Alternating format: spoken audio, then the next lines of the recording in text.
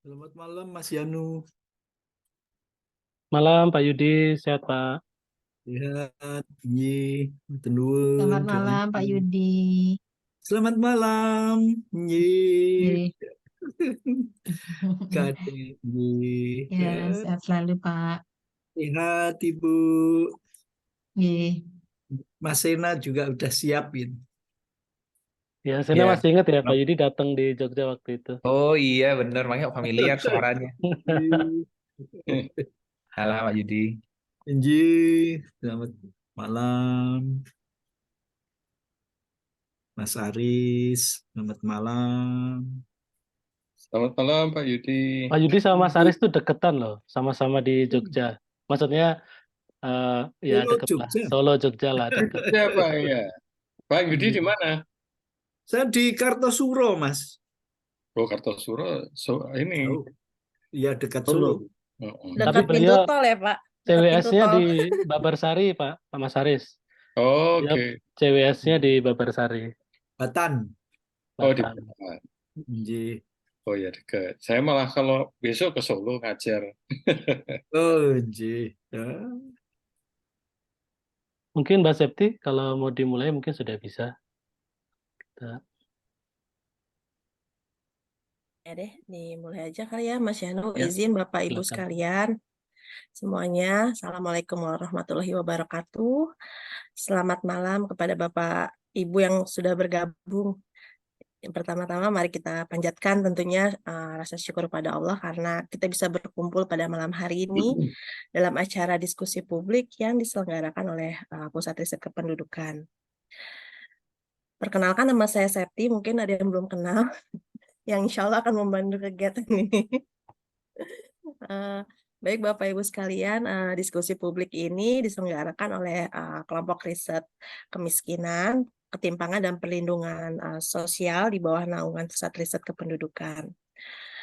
Adapun tema diskusi pada malam ini, pada hari ini adalah membaca peluang dan tantangan, mungkinkah menerapkan jaminan pendapatan dasar semesta atau Universal Basic Income di Bojonegoro. Mungkin sedikit gambaran ya Bapak Ibu sekalian bahwa pada tahun 2023 Kabupaten Bojonegoro itu menempati peringkat kedua sebagai salah satu kabupaten dengan angka APBD tertinggi di Indonesia. Dan sumbangsi terbesarnya diperoleh dari sektor migas. Sementara itu di sana juga seperti yang kita ketahui terdapat beberapa cadangan migas ya Bapak Ibu sekalian, di antaranya ada yang di Jambaran Tiung Biru yang dikelola oleh Pertamina Cepu, kemudian ada juga yang di Banyu Urip dikelola oleh PT Exxon Mobil, kemudian di wilayah Sukowati Blok Tuban yang dikelola oleh Pertamina EP Aset 4 Sukowati.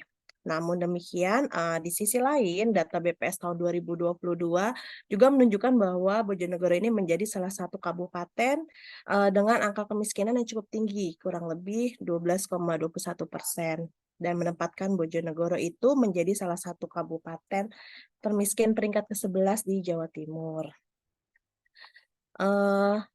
Tentunya berbagai upaya perlu dilakukan ya untuk menekan angka kemiskinan yang terjadi di sana supaya bisa menciptakan lagi masyarakat itu agar lebih sejahtera ke depannya.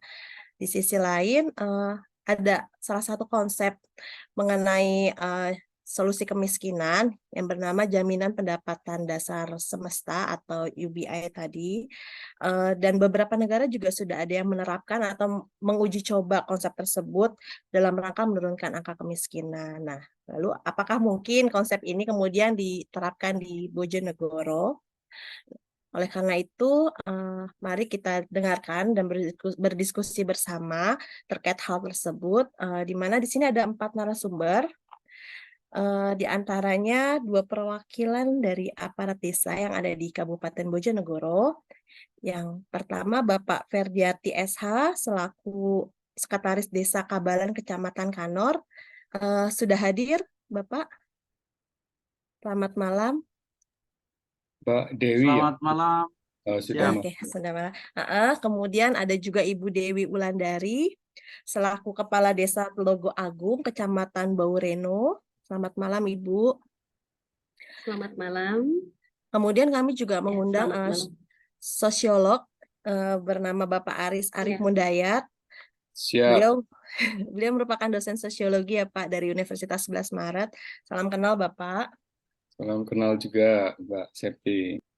Dan narasumber keempat Mas Sena Lubdika atau dipanggil akrab Mas Sena ya. Beliau Iya, benar. beliau ini sebagai project organizer dari Jamesta Istimewa kitabisa.com.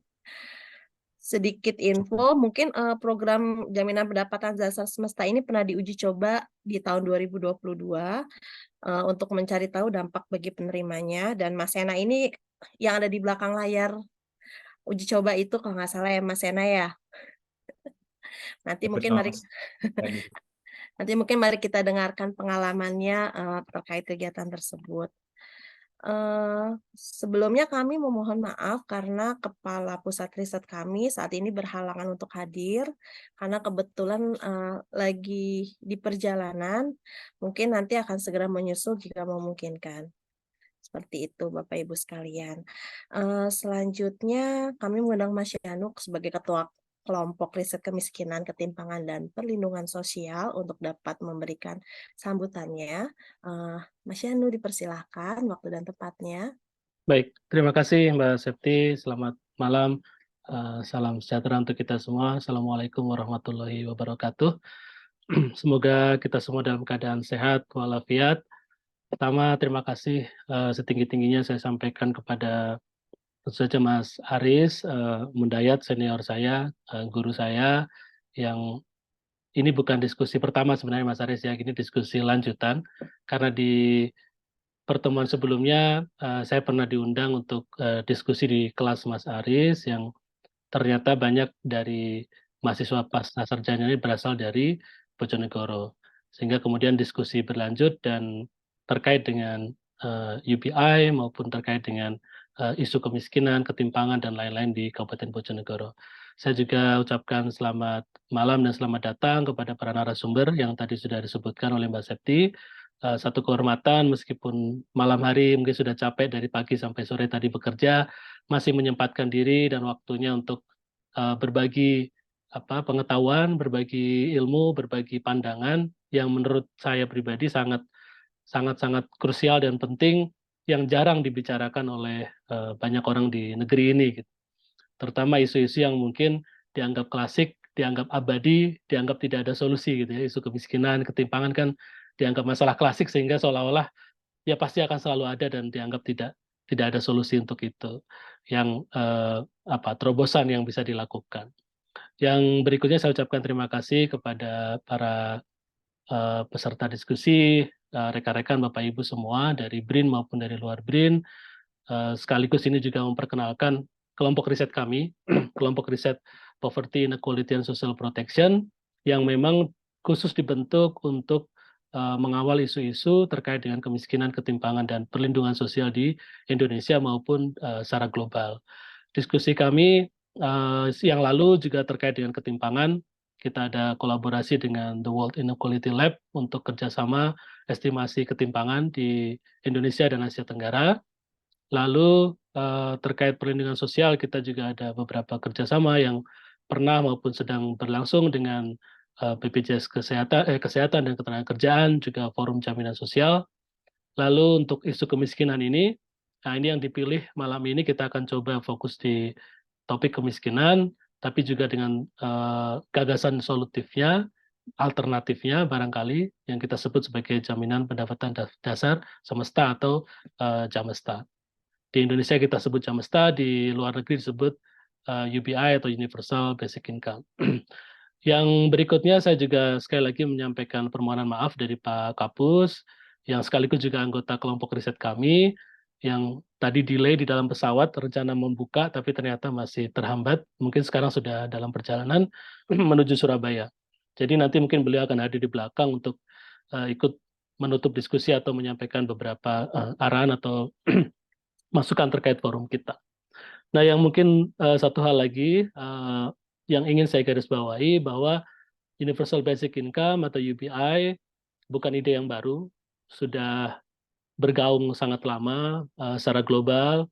memang di Indonesia mungkin baru belakangan sekitar 5 tahun terakhir atau 3 tahun terakhir banyak diperbincangkan, terutama ketika masa pandemi COVID-19, di mana prinsip dari UBI adalah memberikan uang tunai secara periodik kepada individual dengan jumlah tertentu sehingga cukup untuk mencukupi kebutuhan dasarnya. Jadi semacam insentif yang diberikan oleh negara yang itu merupakan hak, bukan bantuan, bukan juga belas kasih negara, tapi sebuah hak, bisa jadi kita sebut juga sebagai dividen, citizen dividend, atau kompensasi atau apapun namanya, karena setiap warga negara adalah pemilik saham dari kekayaan sumber daya alam di negara. Nah, UBI ini sudah pernah kita buat eksperimen, dan kebetulan di malam ini Mas Sena Lubdika hadir selaku juga pelaku di lapangan, pelaku sejarah, dan juga project organizer untuk implementasi di Jogja yang menggunakan uang tunai. Nah, nanti Sena akan cerita banyak. Lalu juga sedang berlangsung hari ini di Bali, kita menggunakan blockchain untuk mendistribusikan basic income juga dengan nama Circles UBI, itu menggunakan aplikasi berbasis blockchain, kemudian menggunakan point system yang sedang berjalan di Bali. Nah, kemudian di Bojonegoro, kemarin diskusi dengan Mas Aris, ternyata Bojonegoro punya isu yang sangat menarik, di mana sumber daya alamnya sangat melimpah, kekayaannya sangat besar, tapi juga kemiskinannya masih tinggi. Ini mirip sekali dengan negara bagian Alaska di Amerika Serikat, yang mungkin nanti kita bisa diskusi apakah model seperti Alaska, di mana di warga negara Alaska, warga negara bagian Alaska itu setiap tahun mendapatkan cek atau mendapatkan uang tunai dari negara bagiannya secara cuma-cuma tanpa syarat, yang penting mereka orang dewasa tinggal di Alaska, itu merupakan bagi hasil dari industri minyak dan gas bumi di sana. Jadi setiap warganya mendapatkan uang tunai tergantung dengan keuntungan yang diperoleh atau mekanisme pasar, tapi rata-rata sekitar 1.000 sampai 1.500 US dollar, tidak besar, tapi itu fair dan semua orang mendapatkan tanpa kecuali, miskin, kaya, tua, muda, laki-laki, perempuan, semua mendapatkan. Dan model itu di Amerika ya memang baru Alaska, karena memang memiliki sumber daya migas yang cukup besar dan jumlah penduduk yang mungkin bisa di-cover dengan dividen itu. Nah, di Indonesia ada banyak potensi yang belum kita gali, seperti misalnya di Papua kita punya Freeport, di Blok Rokan, di Blok Cepu, dan banyak tempat lain yang punya potensi tidak hanya minyak dan gas, mungkin juga pariwisata dan lain-lain. Ya, kita mungkin bisa menggunakan satu pendekatan ini, bagaimana jika keuntungan dari industri-industri tadi, ekstraktif maupun yang lebih green, lebih renewable, itu bisa memberikan dividen, memberikan hak kepada warga di sekitarnya yang terdampak langsung, itu dalam bentuk uang tunai atau dalam bentuk langsung, sehingga mereka bisa merasakan kompensasi ketika lingkungannya tercemari, ada polusi di sana, ada industri yang kemudian berjalan di lingkungannya yang kemungkinan kalau tidak diberikan secara langsung, itu mungkin akan merugikan mereka dalam jangka panjang. Itu mungkin sedikit pengantar mengapa isu ini penting, dan mengapa Bojonegoro setelah Jogja, Bali, kita pengen mengenal lebih dekat Bojonegoro, bagaimana demografi di sana, bagaimana isu kemiskinan di sana, kebijakan daerah di sana, dan mengapa kemiskinan masih tinggi meskipun APBD-nya nomor 2 terbesar di Indonesia. Itu barangkali Mbak Septi yang bisa saya sampaikan. Sekali lagi, terima kasih kehadiran Bapak Ibu, rekan-rekan semua. Selamat berdiskusi. Wabillahi taufik wal hidayah. Assalamualaikum warahmatullahi wabarakatuh. Saya kembalikan ke Mbak Septi. Waalaikumsalam warahmatullahi wabarakatuh.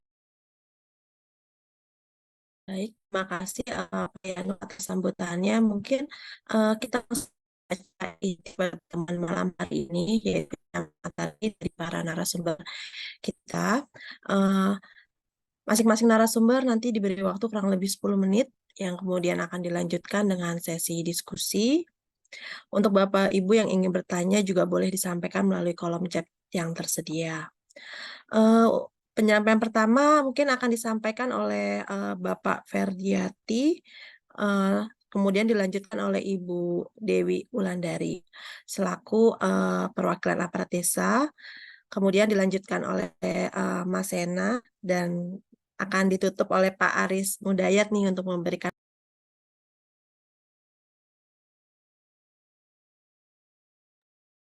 Oh, Mbak Septi sepertinya menghilang ya. Putus mungkin. Oh ya, Signal. sudah tersambung lagi. Halo Mbak Septi. Masih mute Mbak Septi. Oh, putus-putus ya, maaf sinyalnya Oh, kayaknya. Heeh. sudah tersambung lagi. Balik lagi. Oh, baik. Mungkin untuk kesempatan pertama diberikan kepada Bapak Ferdiati, waktu dan tempat dipersilahkan. Oke, terima kasih banyak. Mohon izin semuanya. Terima kasih atas kesempatan yang diberikan kepada saya. Mohon izin sebelumnya saya memperkenalkan diri. Nama saya Ferdiati. Saya sekarang sebagai Sekretaris Desa Kabalan, Kecamatan Kanal, Kabupaten Bojonegoro. Kemudian saya saat ini menjabat sebagai Ketua Umum DPD Forsek Desi Kabupaten Bojonegoro. Jadi salah satu forum sekdes di Indonesia. Kebetulan saya Ketua Bojonegoro. Kemudian organisasi lain, saya Wakil Ketua Bidang Politik dan Hubungan Antar Lembaga PAG MNI Kabupaten Bojonegoro, seperti itu. Jadi ketika hal ini isu ini dimunculkan sama Pak dosen kami, Pak Aris Arif Mundayat, waktu itu diskusi sama Mas Yanu terkait dengan jaminan pendapatan dasar semesta. Oh, ini sangat menarik sekali ketika kita bahas di Bojonegoro. Kenapa? Karena Bojonegoro saat ini merupakan kabupaten dengan APBD terbesar nomor 2 se-Indonesia setelah Kabupaten Bogor. Jadi untuk diketahui bersama, untuk tahun ini saja kami dari yang kami ketahui itu silpanya potensi 3,2 T. Silpa itu 3,2 T. Artinya apa? Masih banyak program-program yang harusnya lebih mengena kepada masyarakat, intervensi kepada masyarakat, supaya apa bisa bermanfaat betul-betul untuk masyarakat.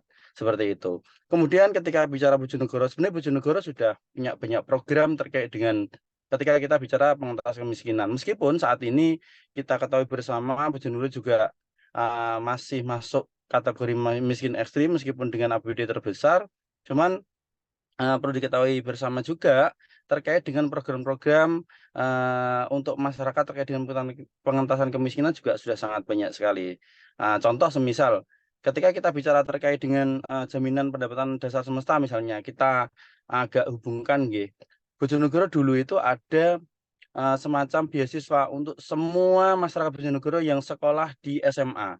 Jadi dapat namanya BKD. Dapat BKK khusus untuk anak pelajar SMA dan itu tidak mengenal miskin atau kaya. Jadi semuanya dapat. Itu zamannya Bupati Kang Yoto. Kemudian untuk Bupati ini sudah tidak ada, diganti lagi dengan satu desa 10 sarjana. Jadi ketika kita bicara terkait pendidikan juga sudah ada, cuman berbeda. Ketika kita bicara terkait dengan jaminan pendapatan dasar semesta ini, masuk sebenarnya ketika kita bicara terkait dengan yang dulu ada BKK terkait dengan anak-anak sekolah yang SMA, tidak melihat siapapun itu, kalau sekolah SMA di Bojonegoro, anak Bojonegoro akan dapat yang namanya BKK itu. Dan nilainya nanti ada nilai kelas 1, kelas 2, kelas 3 itu yang berbeda di situ. Semakin tinggi kelasnya, semakin besar, sampai 2 juta rupiah, seperti itu. Kemudian terkait dengan hal-hal yang lain, sebenarnya program Bojonegoro itu luar biasa sebenarnya.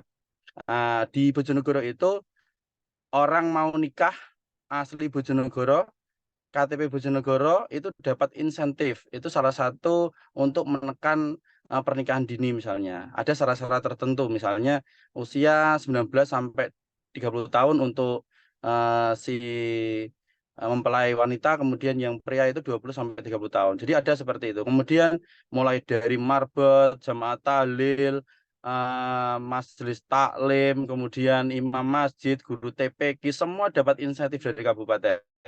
Termasuk RT, RW, Linmas, dan perangkat desa seperti itu. Jadi di Bojonegoro sasarannya luar biasa. Yang paling baru itu Bojonegoro sudah 100% UHC. Jadi 100% Kabupaten Bojonegoro, masyarakat Bojonegoro tidak itu kaya atau miskin, semua tercover jaminan kesehatan di BPJS Kesehatan dan dibayari oleh Pemkab Bojonegoro selain yang dari pemerintah pusat. Cuman, nah ini menarik sekali ketika kita bicara terkait dengan jaminan pendapatan dasar semesta. Kenyataannya nggih, Bojonegoro punya ExxonMobil di Kecamatan Gayam. Ada desa-desa terdampak. Kemudian karena politis dalam tanda kutip, bahkan yang namanya CSR saja itu bisa tidak diterima oleh mereka. Jadi bisa lari ke kabupaten, ke kecamatan-kecamatan lain atau desa-desa lain yang tidak terdampak sebenarnya terkait dengan ExxonMobil itu. Dan itu menurut kami, karena memang sekarang Bojonegoro sedang luar biasa dengan pendapatannya yang dari DBH Migas itu, harusnya jaminan pendapatan dasar semesta ini peluangnya sangat luar biasa ketika dengan semuanya pantau. Kami punya 3,2 T itu tahun 2023 ini seperti itu. Kemudian tantangannya mungkin ketika kita bicara terkait dengan berjalan pemerintahan terkait dengan regulasi dan sebagainya, intervensi dan sebagainya, itu sangat penting sekali. Artinya seperti itu, pengantar dari kami, nanti bisa dilanjut diskusi. Terima kasih, ngapunten. Assalamualaikum warahmatullahi wabarakatuh. Waalaikumsalam warahmatullahi wabarakatuh. Baik, terima kasih banyak kepada Bapak Ferdiati atas informasi yang disampaikan. Mungkin selanjutnya mari kita dengarkan penyampaian dari Ibu Dewi Wulandari. Waktu dan tempat kami persilakan.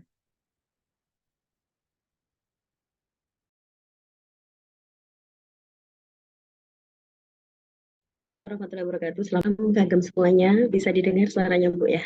Bisa, Ibu. Oke. Selamat malam, Bu. Ya, salam kenal. Saya Ibu Dewi Wulandari Nurul Istiqomah, salah satu kades di Kabupaten Bojonegoro.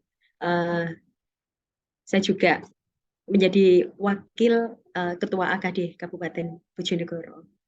Pada malam hari ini adalah diskusi yang luar biasa ya.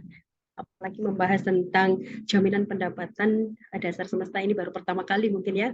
Kalau untuk para kepala desa tentunya ini hal yang luar biasa untuk bisa kita bahas bersama. Yang pertama yang ingin saya sampaikan, seperti halnya tadi yang disampaikan oleh Mas Ferdi, memang di Kabupaten Bojonegoro, kalau umpama dilihat dari pendapatan APBD-nya memang luar biasa. Tapi dalam hal ini, karena di tahun-tahun terakhir ini tentunya ini juga merupakan suatu hal yang tentu menjadi hal kalau bisa dikata terkejut lah kalau misalkan saya seorang kepala desa kemudian mendapatkan hasil atau ada isu yang membahas tentang Bojonegoro tentang kemiskinan ekstrim.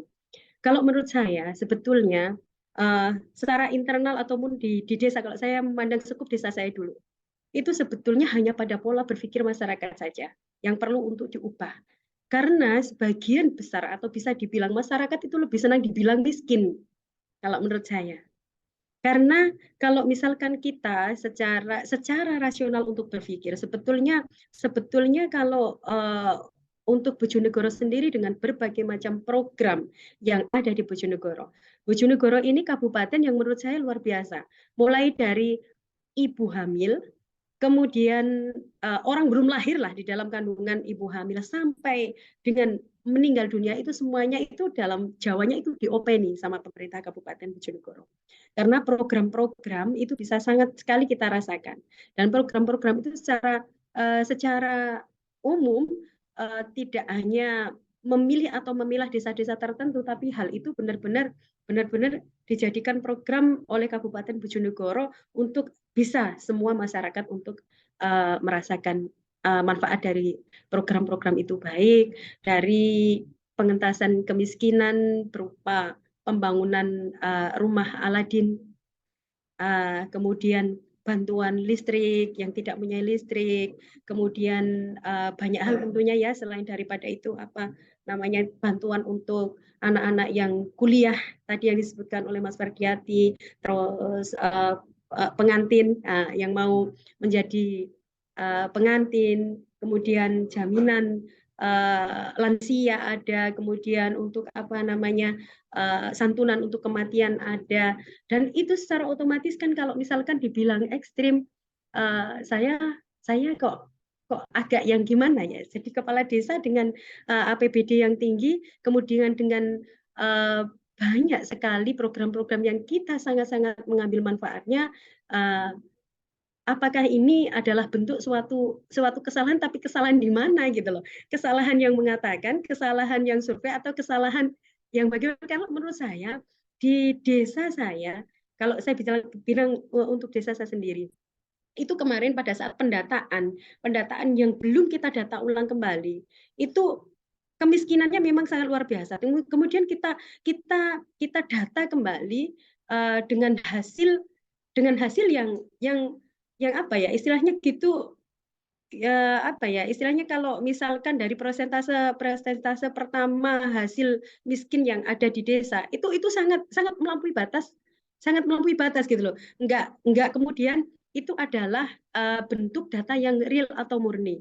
Jadi memang perlu untuk pendataan lagi, apalagi masyarakat itu senang sekali dianggap miskin, senang sekali menerima bantuan, dan ini suatu hal yang kalau menurut saya ini mindset yang perlu sekali untuk dirubah.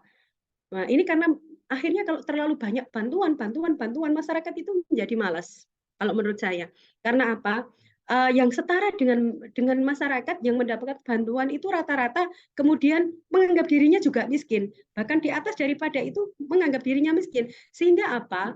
Di dalam desa itu kadang-kadang konflik untuk apa namanya memberikan bantuan itu menjadi sesuatu hal yang riskan untuk kepala desa. Kita itu paling susah kalau mendapatkan bantuan, kemudian yang mendapat bantuan itu hanya berapa orang, tapi yang miskin yang sama dengan orang itu banyak. Nah, padahal kalau umpama didata ulang kembali, secara otomatis sebenarnya tidak miskin, hanya mereka senang dianggap miskin. Makanya kalau umpama di dalam pendataan kemiskinan, saya bersepakat dengan para perangkat desa saya, aparatur pemerintah desa, baik lembaga lainnya yang benar-benar ekstrim miskinnya. Nah, itu yang baru kita ajukan untuk data.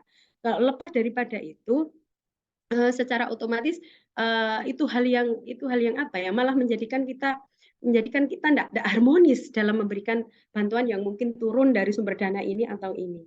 Nah, maka dari itu kalau menurut saya pribadi untuk Bojonegoro ini mungkin ada riset tertentu atau mungkin apa ya, ada survei tertentu untuk mengatakan atau menyatakan Bojonegoro ini termasuk ekstrim miskinnya berapa tadi nomornya dari ini. Karena menurut saya itu hanya mindset masyarakat aja yang masih apa ya, senang untuk mendapatkan bantuan dan merasa bahwa kalau misalkan menganggap dirinya miskin itu akan terus-menerus dapat bantuan. Itu kalau menurut saya.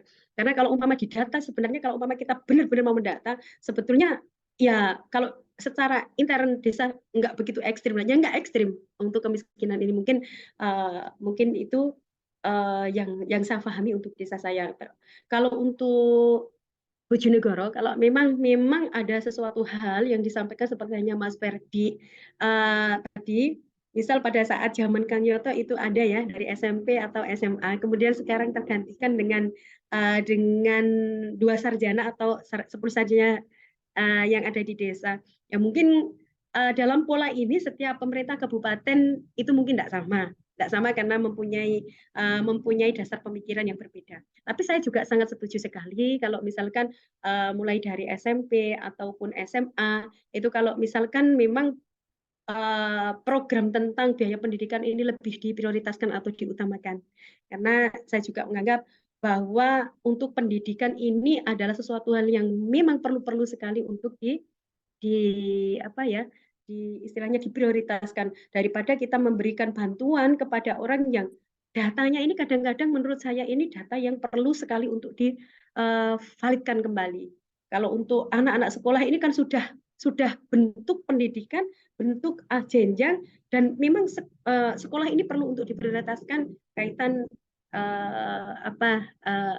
sudah menjadi dunia pendidikan lah. Ini kalau menurut saya perlu sekali untuk diperhatikan.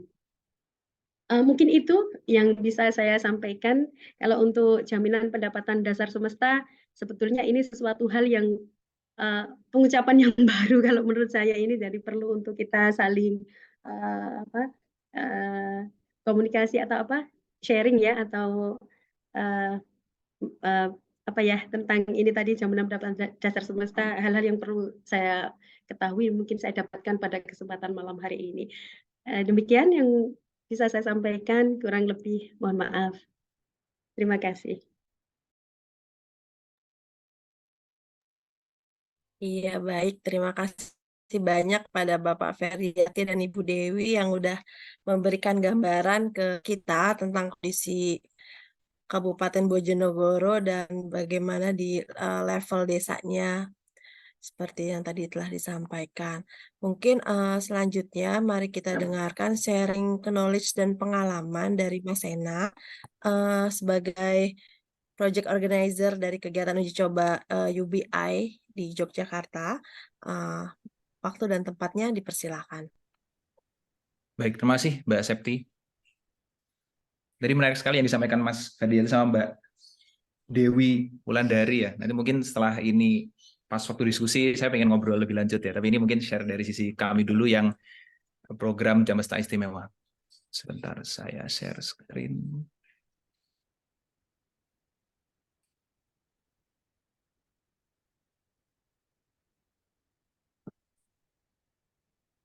Apakah sudah terlihat?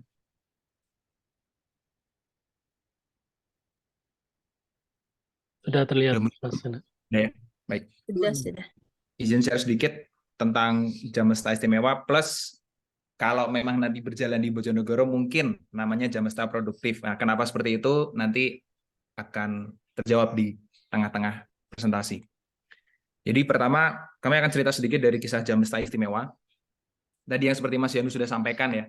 Jadi program ini berjalan di Jogja selama beberapa bulan sekitaran COVID waktu itu 2021-an ya. Jadi ringkasannya di Provinsi DIY kita melakukan bukan pembagian ya. Jadi distribusi uang tunai senilai 500.000 per bulan selama 6 bulan kepada 25 orang. 25 orang ini tuh kita acak ya. Nah, nanti kalau sempat kita akan share videonya ya. Jadi kita benar-benar mengacak ke semua orang yang sudah mendaftar. Ada 2.000 pendaftar, 2.100 sekian pendaftar, dan kita pilih 25 untuk menerima 500.000 per bulan selama 6 bulan, dan 75 orang kita jadikan kelompok kontrol. Mereka, dua kelompok ini sama-sama mengisi suatu kuesioner secara rutin, jadi sebelum, selama, dan setelah program, mereka mengisi kuesioner yang sama, dan ya kita bandingkan gitu ya, bandingkan antara yang menerima dengan tidak, maupun yang di dalam menerima, maupun yang di dalam yang tidak menerima. Nanti kalau misalnya mau diskusi lebih lanjut tentang mekanisme atau hasil risetnya, nanti kita kasih link dokumen hasil analisisnya ya. Ini kira-kira persebarannya cukup campur, yang kurang di daerah Gunung Kidul ya, tapi ini lumayan tersebar di semua kota kabupaten di DIY. Singkatnya alurnya seperti ini. Jadi kita merancang eksperimennya, lalu kita melakukan penggalangan dana. Di sini karena memang kita tidak langsung berinteraksi dengan pemerintahnya, kita melakukan galang dananya swadaya ya. Didukung oleh Kita Bisa dan Ahmad Zaki Foundation. Jadi kita ada dana untuk didistribusikan. Sambil kita buka pendaftaran calon penerima, tadi kita menyediakan online form, lalu formnya kita sebar ke segala macam jalur ya, WA group, sosmed, website, dan lain-lain. Semua orang penduduk Jogja bisa mengisi, jadi tidak dibatasi, asalkan memang penduduk Jogja. Penduduk di sini maksudnya tinggal di Jogja ya, tidak harus KTP Jogja, tapi yang penting tinggal di Provinsi DIY. Lalu sambil disusun instrumen penelitiannya, setelah dana terkumpul, alhamdulillah dengan support beberapa pihak, terkumpul 100 juta lebih, kita undi para penerimanya. Undi ini tuh tujuannya untuk mengembalikan sifat UBI ya. Tadi yang Mas Yanu sempat ceritakan juga, UBI itu sebenarnya ceritanya kan hak. Maksudnya mau miskin kaya sebenarnya pada dasarnya semua orang memiliki haknya. Ketika kita undi, di sini membuat 2.000 orang yang mendaftar itu harusnya cukup merasa sama rata. Jadi bukan 2.000 orang kita seleksi pendapatannya, kita seleksi kotanya di mana, kita seleksi pendidikannya, bukan. Benar-benar kita hanya konfirmasi, benarkah dia tinggal di Jogja? Kalau benar tinggal di Jogja, dia berhak mengikuti program ini. Cuma karena angka uangnya terbatas ya, 2.000 tidak mungkin kita layani semua, makanya kita pilih menjadi 25 orang dan 75. Habis itu kita salurkan dananya selama 6 bulan berturut-turut setiap tanggal 1. Dalam perjalanannya tadi ya, sebelum penyaluran dana, selama penyaluran dana, dan setelah penyaluran dana kita ada kuesioner. Ceritanya ya waktu itu pas pandemi ya, dan kami melihat perlu didukung lah, karena kadang-kadang nggak tadi ada bantuan mungkin tidak saran, ada yang nominal ya diambil lah dengan pihak-pihak yang tidak bertanggung jawab. Jadi kita pengen coba siapa tahu ini bisa menjadi inspirasi gitu, di mana dia tidak bersyarat kan, semua warga di satu daerah sama-sama berhak. Waktu itu cukup mudah, kita menggunakan secara distribusi tidak rumit, karena sebenarnya semua yang mendaftar sudah punya rekening, jadi kita lakukan distribusi menggunakan Flip ya. Mungkin yang familiar, Flip ini untuk transfer antar bank murah, mudah, jadi kita distribusinya menggunakan Flip untuk para penerima. Dan ini sekilas saja, waktu orang-orang mendaftar sebenarnya kadang kan kekhawatiran orang ini dapat duit gratis ntar dipakai buat macam-macam gitu ya. Dari hasil riset tidak seperti itu, tapi bahkan ketika orang daftar pun, ketika kita kan nanya ya, apa yang akan Anda lakukan ketika mendapatkan 500.000 per bulan selama 6 bulan. Jadi jawabannya apa ya, boleh dibilang aktif gitu, tidak pasif. Jadi membayar kebutuhan, memenuhi, membeli sesuatu, kebutuhan sehari-hari, usaha. Menarik bahwa semangatnya itu aktif gitu, bukan yang pasif. Ini ringkasan hasilnya, nanti kita akan share link untuk mendownload hasil risetnya ya. Ya sudah diramu oleh tim riset. Jadi beberapa key takeaway-nya adalah satu, bisa meningkatkan pendapatan para pesertanya.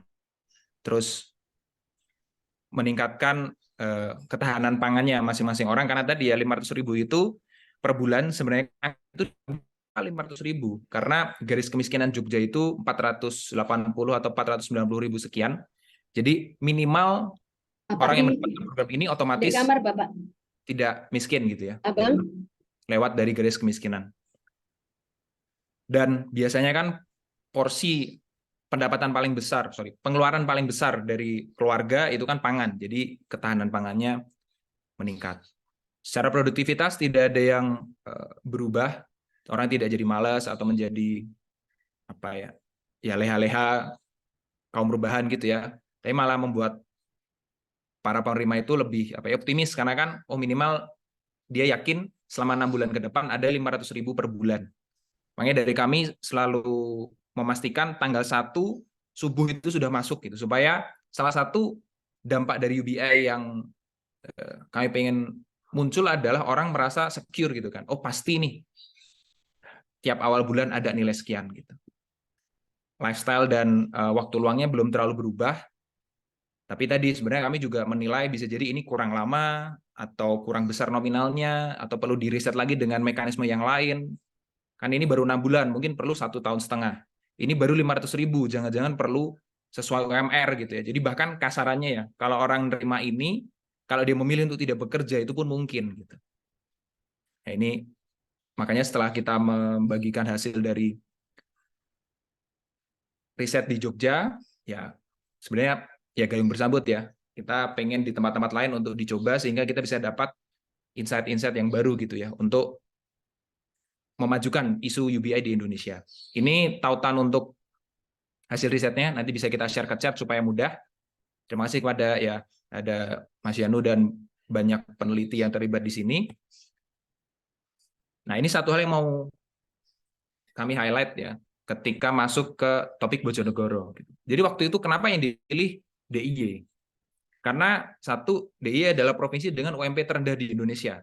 Kalau yang mengikuti percaturan diskusi netizen ya, kalau di Twitter, Instagram itu kan biasanya Jogja itu ya daerah upah murah, biaya hidup murah, nerimo dan lain-lain ya. Tapi emang real UMP-nya terendah.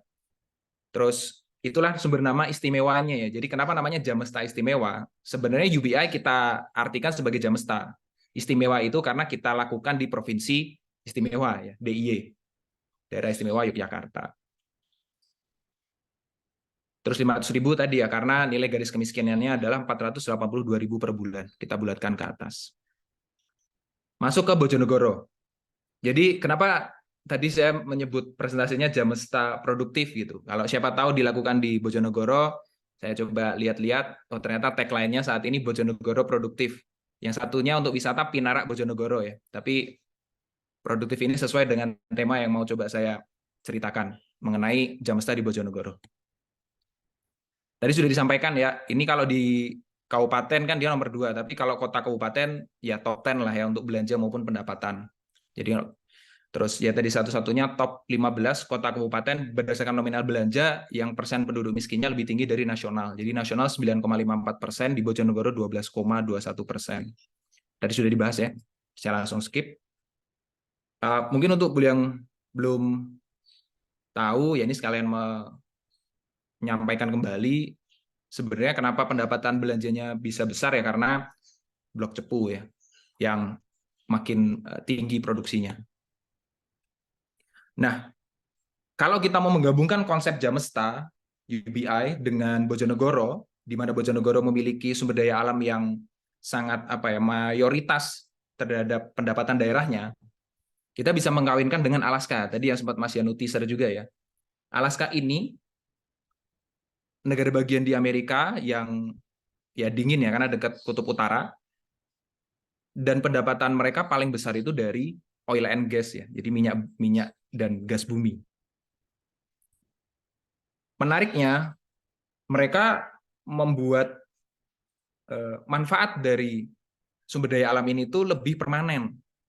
Jadi bukan ada royalti dari perusahaan oil and gas-nya misalnya ya, lalu itu langsung masuk ke APBD lalu langsung digunakan untuk program. Jadi mereka membuat ada namanya permanent fund dividend. Tadi sudah sempat di teaser, mungkin ini cerita sedikit. Kalau mau di googling banyak tulisan yang membahas ini ya. Sekilas saya coba bahas di sini. Jadi ceritanya tadi di tahun 70-an Alaska itu membuka ruang untuk perusahaan-perusahaan minyak untuk eksplorasi. Nah, di awal-awal itu ada sekitar $900 juta pemasukan royalti yang ternyata langsung habis gitu ya. Jadi maksudnya ada royalti masuk ke pemerintahan. Lalu di pemerintah dipakai untuk program. Itu bertahun-tahun hanya seperti itu aja terus. Program dipakai hilang, program dipakai tidak tidak berkelanjutan.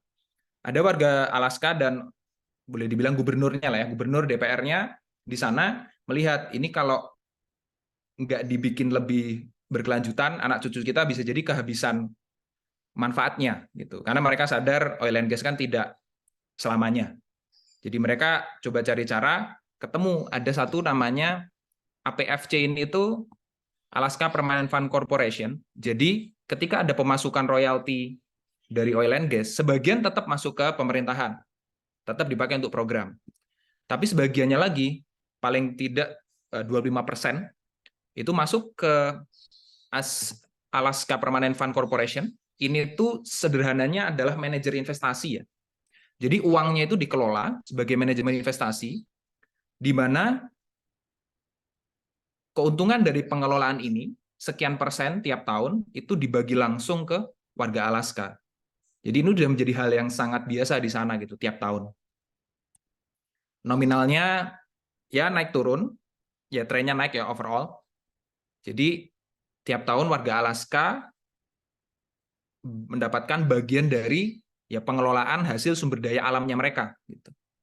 Dan ini insya Allah lebih berkelanjutan karena tadi bukan masuk keluar, masuk diolah sebagian kecil dibagi bersama-sama, masuk diolah sebagian kecil dibagi bersama-sama seperti itu.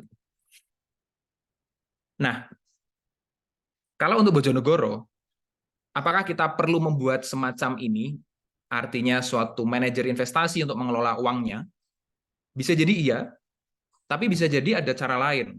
Kalau dilihat dari PDRB ya, pendapatan domestik regional brutonya Bojonegoro, nomor satu tentu tambang dan penggalian ya, hampir 50% ke atas. Tapi yang nomor dua adalah pertanian, kehutanan, dan perikanan.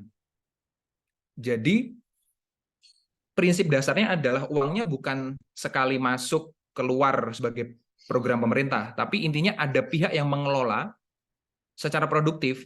Channel lebih. Iya, produktif, lalu tiap tahun dibagi sedikit demi sedikit dividennya. Nah, inilah yang menurut saya baru sadar, jangan-jangan ya Bupati Bojonegoro itu membuat logo produktifnya itu memang kombinasi antara ini ya dua sektor yang PDRB-nya paling tinggi, yaitu ya oil and gas dan pertanian kehutanan gitu. Jadi dari sini, dari sesuatu yang tidak jangka panjang atau ada batas akhirnya menjadi sesuatu yang lebih berkelanjutan. Mungkin seperti itu maksudnya, saya menduga-duga aja ya. Ya, ada beberapa tulisan yang saya lihat menonjolkan sebaiknya pengelolaan diarahkan ke sektor-sektor yang berkelanjutan. Nah, saya taruh highlight di hilirisasi sektor pertanian. Hilirisasi sektor pertanian ini memerlukan dana yang biasanya tidak sedikit ya, karena kalau hilirisasi spesifik ya, jadi mendukung pertaniannya jelas dengan membangun pabrik pengolahan. Yang namanya pabrik berarti kan perlu investasi aset, investasi tanah, membangun pabriknya gitu. Jadi nominalnya memang tidak kecil. Itu sangat bisa membuat uang dari royalti oil and gas itu menjadi lebih jangka panjang versus langsung dibagikan misalnya sebagai program uang tunai.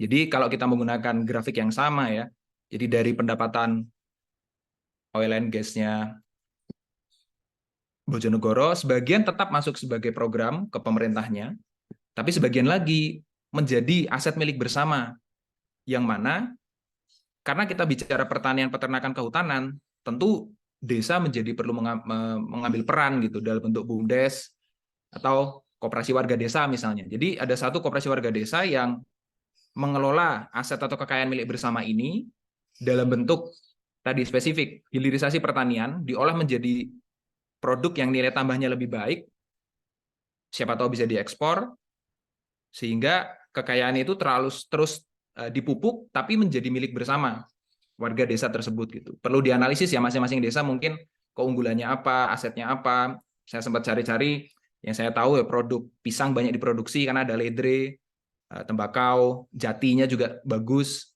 Ya, perlu dicari tahu masing-masing desa atau beberapa desa sekaligus membuat satu sentra hilirisasi produk lokal sekitar gitu. Karena hal ini sudah dicoba di beberapa negara dan cukup berhasil gitu. Siapa tahu ada yang pernah mendengar Fonterra, ini di New Zealand ya, Selandia Baru. Peternak susu yang sudah gede banget, bahkan diekspor produk-produk susunya gitu. Karena produk turunannya banyak sekali. Terus misalnya kita bisa bikin tempe yang lebih proper, lebih nilai tambahnya meningkat jauh. Sehingga kalau nilai tambahnya meningkat jauh dan lebih awet, petani-petani yang biasanya ketika panen raya harganya turun atau ya terlalu tidak bisa mengendalikan harga karena terkena tengkulak gitu, taraf hidupnya akan lebih baik. Bahkan kalau kita punya pabrik semacam ini di desa, seharusnya anak muda desa juga lebih happy karena mereka tidak perlu ke kota untuk mencari pekerjaan. Biasanya kan sering mencari pekerjaan di pabrik-pabrik di kota gitu misalnya ya, atau sentra industri. Ya bisa dibangun di desanya masing-masing, milik BUMDes atau koperasi warga desanya. Supaya UBA-nya bukan hanya program 1, 2, 3 tahun gitu ya, tapi bisa terus berkelanjutan menjadi aset milik bersama, dan aset milik bersama itu tiap tahun kita ambil sekian persen, dirasakan dividennya atau SHU-nya gitu ya. Jadi ada proses menjaga untuk jangka panjang, tapi juga ada dampak jangka pendek yang selalu dirasakan supaya balance. Itu mungkin kalau dari tim Jamesta Istimewa. Jadi ya mengkombinasikan cerita sedikit mengenai Jamesta Istimewa dan contoh Alaska yang bisa jadi relevan untuk konteks Bojonegoro. Sekian, saya kembalikan ke Mbak Septi. Terima kasih. Baik, terima kasih ya Mas Sena atas paparan yang diberikan. Mungkin kita lanjutkan dulu untuk narasumber selanjutnya. Baru kemudian akan dibuka dengan sesi diskusi. Untuk terakhir, kami undang Bapak Aris Mundayat untuk memberikan pandangannya dari sisi sosiologis terkait dengan bagaimana nih Pak penerapan program jaminan pendapatan dasar semesta apabila itu memang diterapkan di Bojonegoro seperti itu Bapak. Baik, waktu dan tempat persilahkan Oke, kepada terima kasih Mbak Moderator. Assalamualaikum warahmatullahi wabarakatuh semuanya. Shalom. Tadi sudah kita memperoleh informasi ya dari Mas Ferdi dan Mbak Dewi ya tentang situasi Bojonegoro, bagaimana kemudian kemiskinan itu menjadi persoalan ya sebenarnya berkaitan dengan definisi yang terlalu beragam ya, terlalu beragam, dan kemudian dari Mbak Dewi juga menegaskan bahwa ada kecenderungan orang berkeinginan untuk dimasukkan ke dalam kelompok miskin begitu. Mas Ferdi juga beberapa kali bercerita di dalam pertemuan di kelas juga menceritakan pengalaman-pengalaman betapa sulitnya mendata kondisi kemiskinan. Oleh karena itu saya rasa kita mungkin perlu melihat kembali ya pengertian kemiskinan yang beragam gitu ya. Apakah masih bisa kita pakai definisi yang ada atau mungkin kita mendefinisikan ulang dalam pengertian ada sekelompok masyarakat yang memang mengalami atau menghadapi sesuatu yang precarious gitu ya, yang oleh standing itu kemudian disebut sebagai prekariat, kaum prekariat, yang memang ini mereka kelompok masyarakat bisa jadi mungkin tidak terlalu miskin sekali gitu, tetapi kondisinya adalah berisiko tinggi untuk jatuh gitu ya secara sosial ekonomi. Nah mungkin ada situasi semacam itu sehingga muncul kekhawatiran dari warga untuk jatuh ke dalam situasi yang mungkin tidak mereka harapkan, sehingga muncullah perilaku-perilaku berkeinginan untuk masuk atau dikategorikan sebagai kelompok miskin begitu ya. Jadi ini ada situasi yang mungkin perlu kita lihat kembali. Nah, di dalam situasi yang seperti itu tentu saja kita perlu menggugah semangat untuk lebih produktif yang tadi berkaitan dengan apa yang disampaikan oleh Mas Sena tentang UBI produktif begitu ya. Jadi universal basic income tetapi lebih bertujuan untuk sesuatu yang produktif ya, walaupun universal basic income ini pada dasarnya dividen dari kekayaan negara yang sudah dikelola sedemikian rupa dan kemudian prinsipnya dikembalikan ke masyarakat unconditional gitu kira-kira atau tanpa syarat ya. Nah, tetapi dalam prakteknya kita menghadapi masyarakat yang tadi seperti itu ada definisi-definisi mengenai kemiskinan yang kompleks begitu, yang justru nanti ketika ada program-program malah memunculkan berbagai macam persoalan. Nah, kemudian kita berpikir bagaimana kalau kemudian universal basic income ini diputar kembali gitu menjadi sesuatu yang produktif tetapi berbasis kolektif dalam pengertian untuk menjaga ketahanan masyarakat sehingga mereka mampu mengembangkan dana UBI yang masuk ke mereka, tetapi kemudian itu diputar kembali menjadi sesuatu yang produktif dan berbasis pada kolektivitas masyarakat di situ. Nah, ini artinya kita perlu memikirkan tentang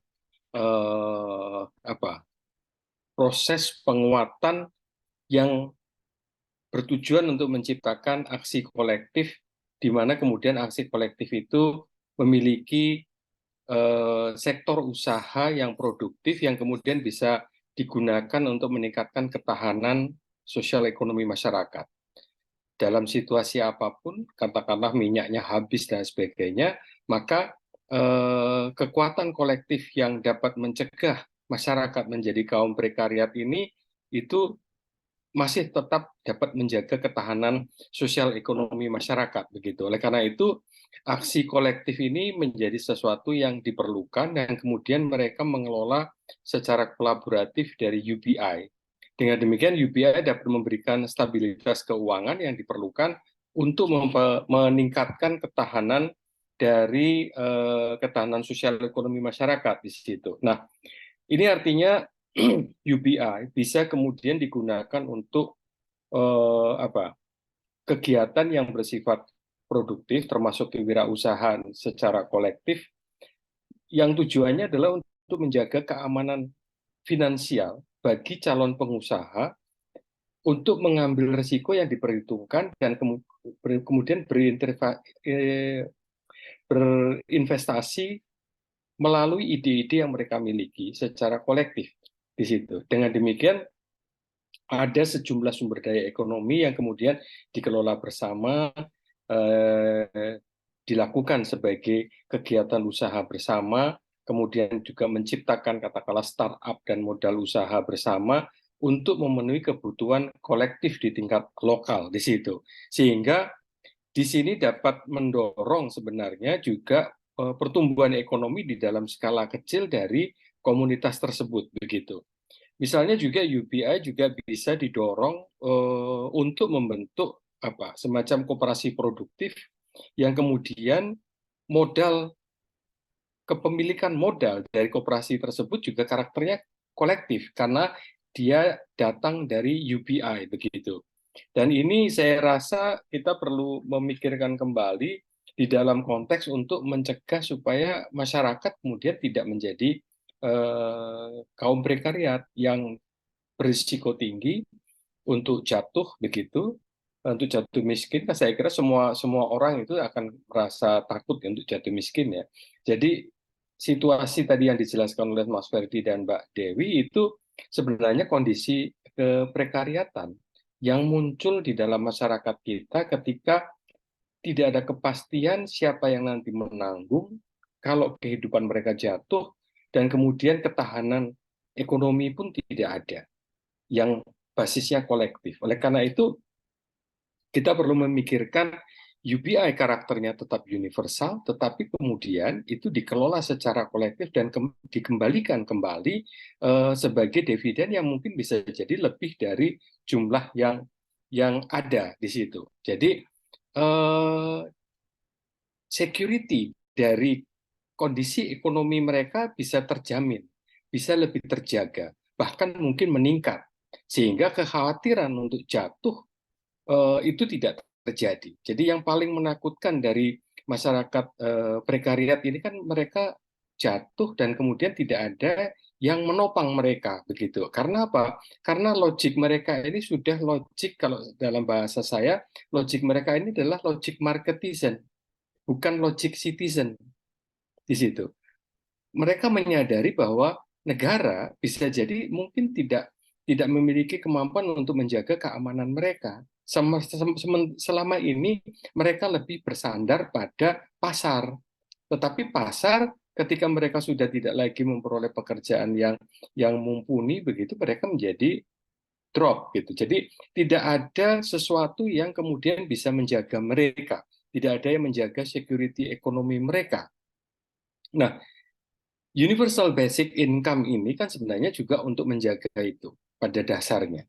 Nah, kalau kemudian untuk menjaga itu, kalau kemudian itu diberikan, walaupun ini bukan kecurigaan mereka akan gunakan apapun, tetapi pada dasarnya ketika di spending itu kemudian akan hilang dan muncul kekhawatiran lagi ke depannya.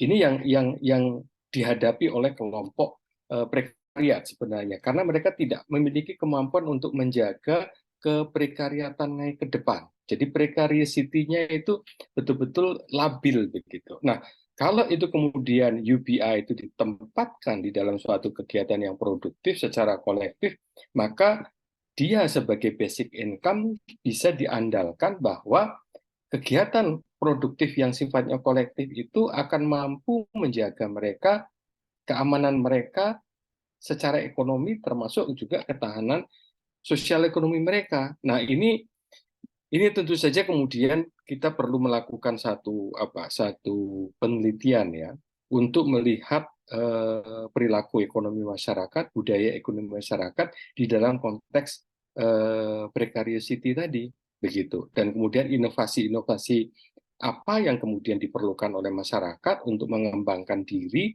di dalam konteks menjaga ketahanan ekonomi mereka di situ. Nah, salah satunya adalah sumber dananya adalah memperoleh UBI tadi, tetapi UBI ini diputar kembali dalam pengertian untuk membangun ketahanan ekonomi yang berbasis sesuatu yang produktif, yang berasal dari kegiatan ekonomi mereka.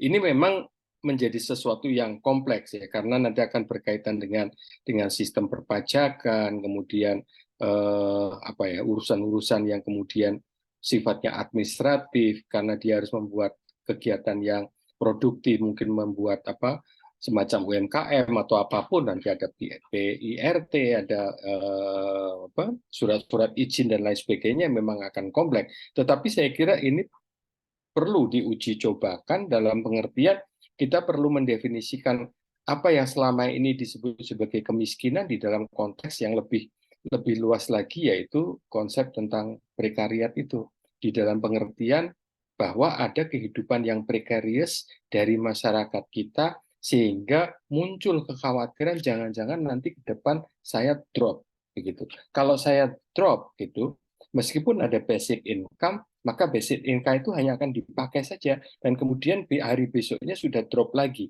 Nah, ini yang kemudian kalau kita membuat UBI di dalam konteks yang lebih produktif, mungkin akan lebih memberikan semacam jaminan security yang lebih panjang begitu. Ya, karena tadi mengingat misalnya ketika orang politik yang ada di atas itu berganti orang lagi, buktinya itu diganti, sehingga tidak ada kepastian.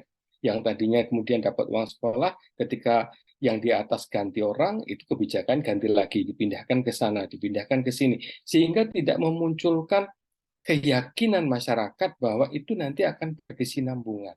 Tetapi kalau kemudian ada suatu unit kolektif yang kemudian mengelola UBI, dan UBI itu diputar begitu, betapapun orang di sana ganti-ganti gitu, betapapun minyak itu habis, sektor produksi ini masih tetap berjalan begitu, karena dia sudah mampu mengakumulasi dan mampu memutar sebagai kegiatan produktif. Nah, ini yang saya kira perlu difikirkan di dalam konteks situasi Indonesia yang seringkali sangat politikal di dalam kebijakan-kebijakannya. Kalau itu mendukung posisi politik dia ya dilanjutkan, kalau tidak ya dibuang begitu. Nah, ini saya kira perlu kita pikirkan untuk lepas dari persoalan-persoalan itu dengan membangun sektor produktif yang berbasis kolektif, tetapi sumber pendanaannya adalah dari UBI.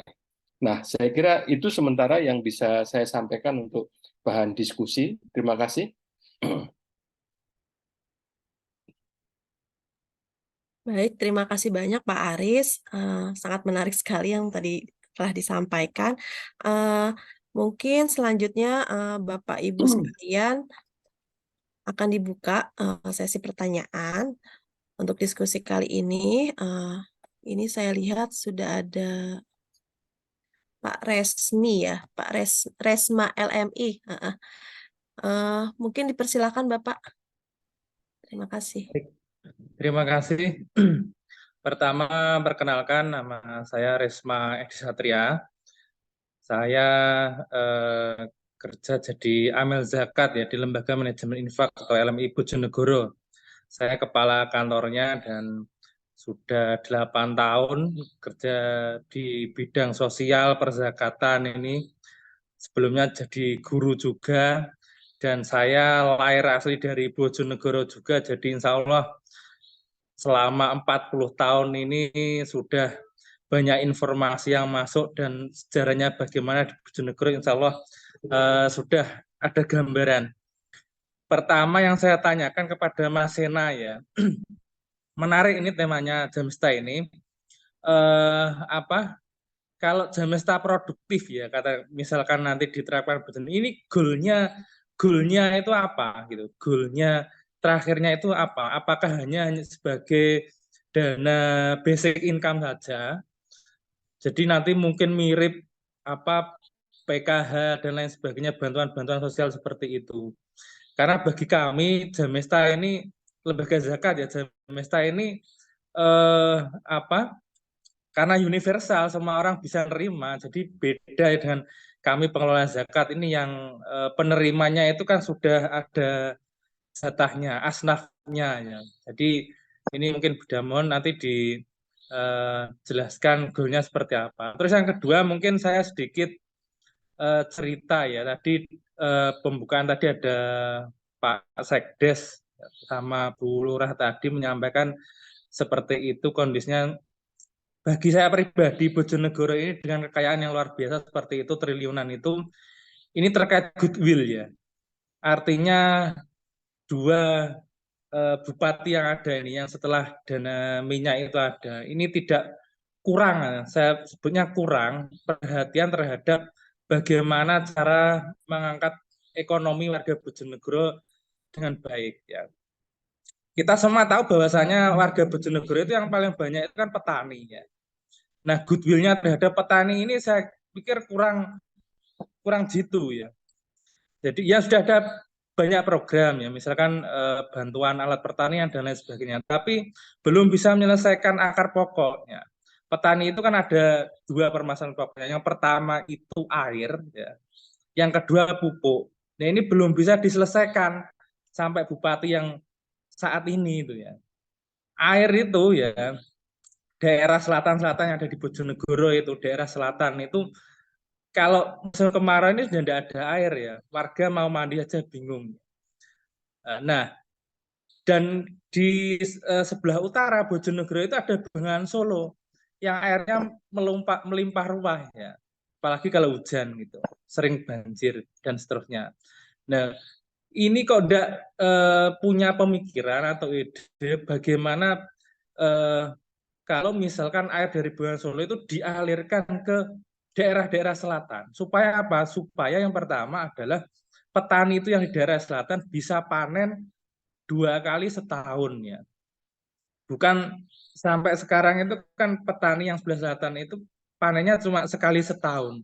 Sehingga uang hasil panen itu dibuat hidup setahun itu kurang sekali gitu. Nah, saya yakin kalau petani ini bisa panen 2 tahun sekali, ya, setahun 2 kali, itu saya yakin bisa meningkatkan kehidupan mereka.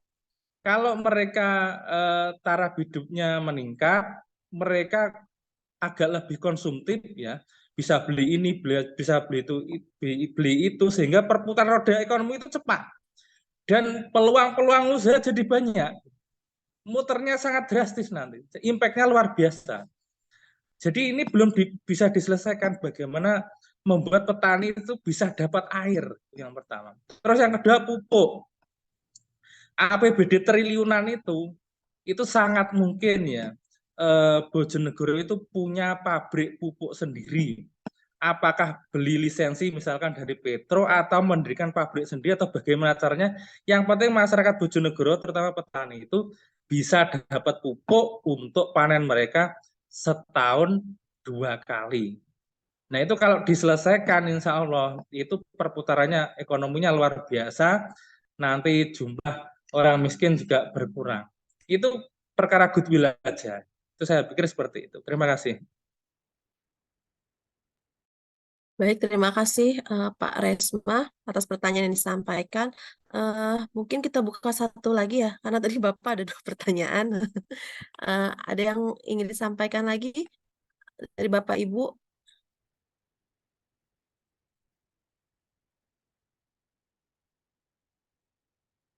Baik, sepertinya tidak ada. Mungkin kembali kepada untuk bisa merespon pertanyaan yang disampaikan dari Bapak Resma. Bisa dimulai dari Mas Sena mungkin. Siap. Terima kasih. Terima kasih pertanyaannya Mas Resma. Kalau untuk yang terkait zakat nanti mungkin Mas Janu bisa bercerita lebih lanjut ya, karena pernah membuat acara mengenai zakat bukan versus ya, zakat dalam konteks UBI, Jamesta, universal gitu ya. Tapi kalau yang dari saya mau berusaha menjawab untuk yang goalnya apa tadi ya. Sebenarnya banyak elemen jawabannya itu dari yang disampaikan oleh Mas Arief menurut saya. Jadi goalnya itu lebih ke membangun kesejahteraan bersama yang lebih awet gitu. Jadi seperti perspektifnya Alaska tadi ya. Mereka sadar kalau uangnya masuk keluar, atau entah jadi program atau dibagi sebagai uang tunai langsung ke masing-masing orang, akan sulit untuk membangun kesejahteraan bersama yang awet yang nanti masih bisa dipakai oleh anak cucu gitu. Jadi, tapi juga kalau misalnya programnya tidak spesifik, uangnya jadi kurang terasa nominalnya gitu ya. Jadi saya tadi berpikirnya, betul tadi yang seperti Mas Resma sampaikan, kebanyakan warganya kan petani, peternak, nelayan. Kalau tadi yang saya bahas itu lebih ke output ya. Jadi hasil pasca panen itu diolah supaya nilai tambahnya lebih baik dan lebih awet, tidak mudah terkena ya fluktuasi harga atau tidak mudah busuk misal. Meski kalau bisa output dan input ya sangat lebih baik ya. Tadi contoh yang air dan pupuk gitu. Ya bisa saja kalau ada kelompok warga satu desa, ternyata memang semuanya atau mayoritas petani gitu ya. Terus dipikir-pikir apa nih kebutuhan kita? Oke, air. Atau tadi oke pupuk. Ketika memang solusi airnya adalah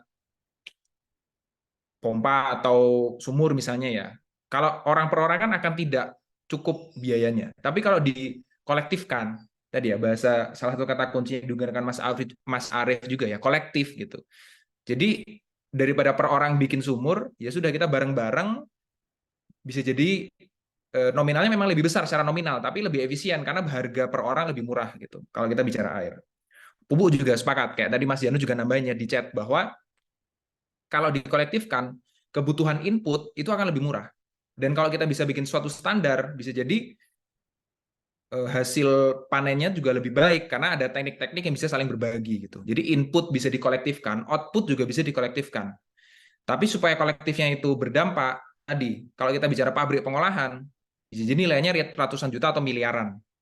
Tadi pabrik pupuk, tergantung kalau kita bicara pabrik pupuk misalnya yang se-Bojonegoro mungkin angkanya besar, tapi misalnya kita mau coba pilot project kecil-kecil dulu, distributor dulu, atau pabrik yang skalanya menengah, 5 desa atau 2 kecamatan dulu sebelum satu Bojonegoro, menurut saya itu sangat bisa dicoba, ya, tergantung dengan anggarannya yang ada berapa ya.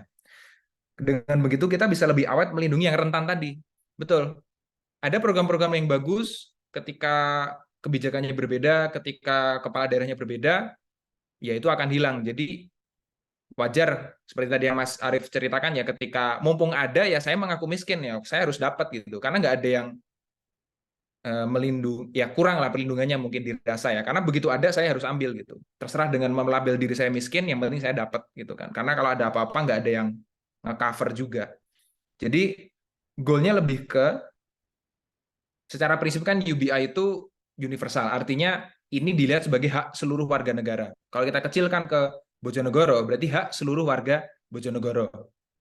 Tetapi ketika kita lihat sumber dananya dari oil and gas yang unsustainable ya, yang tidak jangka panjang, lebih ke, oke, gimana caranya supaya jangka panjang? Analogi Alaska, kita taruh di satu usaha produktif kolektif, awal-awal mungkin tidak terlalu kerasa ya. Misalnya bikin pabrik pupuk atau misalnya sumur air atau pabrik pengolahan leather yang skala industri yang lebih besar, jadi lebih murah dan lebih bagus kualitasnya. Mungkin awal-awal dividennya cuma berapa? 100.000 per orang per tahun misal. Tapi ketika kekayaan bersamanya terus dibangun, Alaska tadi juga tidak sebentar ya. Mereka dari tahun 70-an sekarang sudah berapa tahun? 50 tahun? Angkanya ya signifikan gitu. Jadi semoga ini menjawab, karena kalau buat saya tadi ya intinya lebih ke membuat orang, oh ya saya warga Bojonegoro saya dapat gitu. Saya ini hak saya punya bersama. Tapi diturunkan ke lebih kecil lagi, desa saya punya produk apa atau bisa membuat apa yang kita miliki bareng-bareng, yang benar-benar bisa membangun kolektivitas. Semoga menjawab. Mungkin untuk zakat Mas Janu kalau mau nambahin Mas, yang waktu itu sempat ada acara itu kan ya, saya lupa sama Basnas atau apa gitu. Yang lain dulu aja Mas, yang narasumber lain Lain. aja dulu ya. Mungkin kalau itu ada tanggapan atau lanjut ke pertanyaan berikutnya, Mbak Septi. Iya, boleh. Lanjut dulu ke tadi kan ada pertanyaan untuk siapa nih? Ke ini ya, Bu Dewi ya, Bu Dewi dan Bu Ferdiantin terkait dengan yang goodwill tadi, Bu. Dua permasalahan yang hingga saat ini masih menjadi belum ada solusinya gitu terkait air dan pupuk. Mungkin bisa diberikan tanggapannya, Bu. Mohon izin saya dulu nggih. Iya, Bapak silahkan. Ya, terima kasih. Jadi saya sepakat sekali dengan apa yang disampaikan Mas Resma. Artinya masalah yang pokok kalau misalnya kita bicara terkait dengan Bojonegoro kan mayoritas petani. kemudian air yang jadi masalah gitu ya sama pupuk. Itu betul memangnya. Tapi ketika kita bicara terkait dengan apakah sudah ada program dari Kabupaten Bojonegoro terkait dengan itu, sudah ada sebenarnya. Bojonegoro baru saja meresmikan bendungan Gongseng ya yang ada di Temayang di wilayah selatan Bojonegoro, dan sekarang sudah disiapkan juga ada bendungan Karangnongko seperti itu. Jadi sudah ada inisiatif ke sana, sudah ada intervensi anggaran terkait dengan itu. Cuman memang belum maksimal kita rasakan. Kemudian terkait dengan kebutuhan air, ada program PAMSIMAS, HIPAM dan sebagainya. Ketika pemerintah desanya itu aktif itu ya, saya rasa bisa mereka mendapatkan yang namanya HIPAM dan PAMSIMAS, dan itu dikelola oleh masyarakat. Kemudian saya tertarik apa yang disampaikan Mas Sina tadi. Garis besarnya seperti ini. Tadi ada pertanyaan ke saya juga terkait dengan pengangguran di desa saya. Jadi kalau misalnya kita bicara terkait dengan pengangguran, mungkin bisa saya jawab tidak ada. Karena kalau misalnya anak atau warga nganggur di desa saya itu akan dapat hukum sosial gitu ya. Mereka ada judge bahwa malas dan sebagainya gitu ya.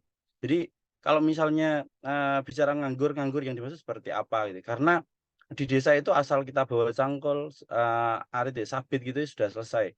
Terus di desa saya itu karena memang satu pekerjaannya petani, kemudian yang kedua nelayan, hampir semuanya kerja di situ dan dapat uang dari situ. Kemudian ada pencari belut dan sebagainya. Kalau misalnya kita bicara terkait dengan hal yang sederhana sekali gitu ya, selain pekerjaan-pekerjaan yang pasti, kemudian di tapi saya gini tertarik dengan apa yang disampaikan tadi. Ini yang sedang kami perjuangkan di desa kami. Jadi tidak perlu ke kota, nggih, untuk hanya sekedar ini kajian yang pernah kami lakukan hanya sekedar untuk mencari makan, mentok itu dapat kredit motor, kemudian pulang tidak bawa apa-apa. Dan itu hanya berlaku seperti itu saja. Mereka itu kalau misalnya mau balik lagi ya minta sangu orang tua, minta uang saku orang tua gitu loh. Seperti itu. Itu yang sedang kami selesaikan. Jadi dengan konsep yang kami beri nama Merdeka dalam Merdesa. Jadi kami merdeka dalam memerdekakan desa gitu ya. Itu yang menjadi konsep dasar kami. Kemudian kami mengembangkan itu dengan BUMDes. Jadi yang pertama semisal PAMSIMAS tadi. PAMSIMAS dikelola oleh masyarakat, kemudian nanti di sana ada semacam gaji honorarium dan sebagainya. Itu juga sudah ada merekrut masyarakat untuk bekerja di situ. Kemudian kami ada areal gitu. Areal itu untuk lahan pertanian. Kebetulan desa saya itu di bantaran Sungai Bengawan Solo. Jadi terkait dengan air tidak jadi masalah karena kami punya sistem pengairan, lahan pengairan itu mulai dari zaman Jepang. Jadi kami sudah sangat maju sekali terkait dengan itu. Kami punya kali kambang dan sebagainya seperti itu.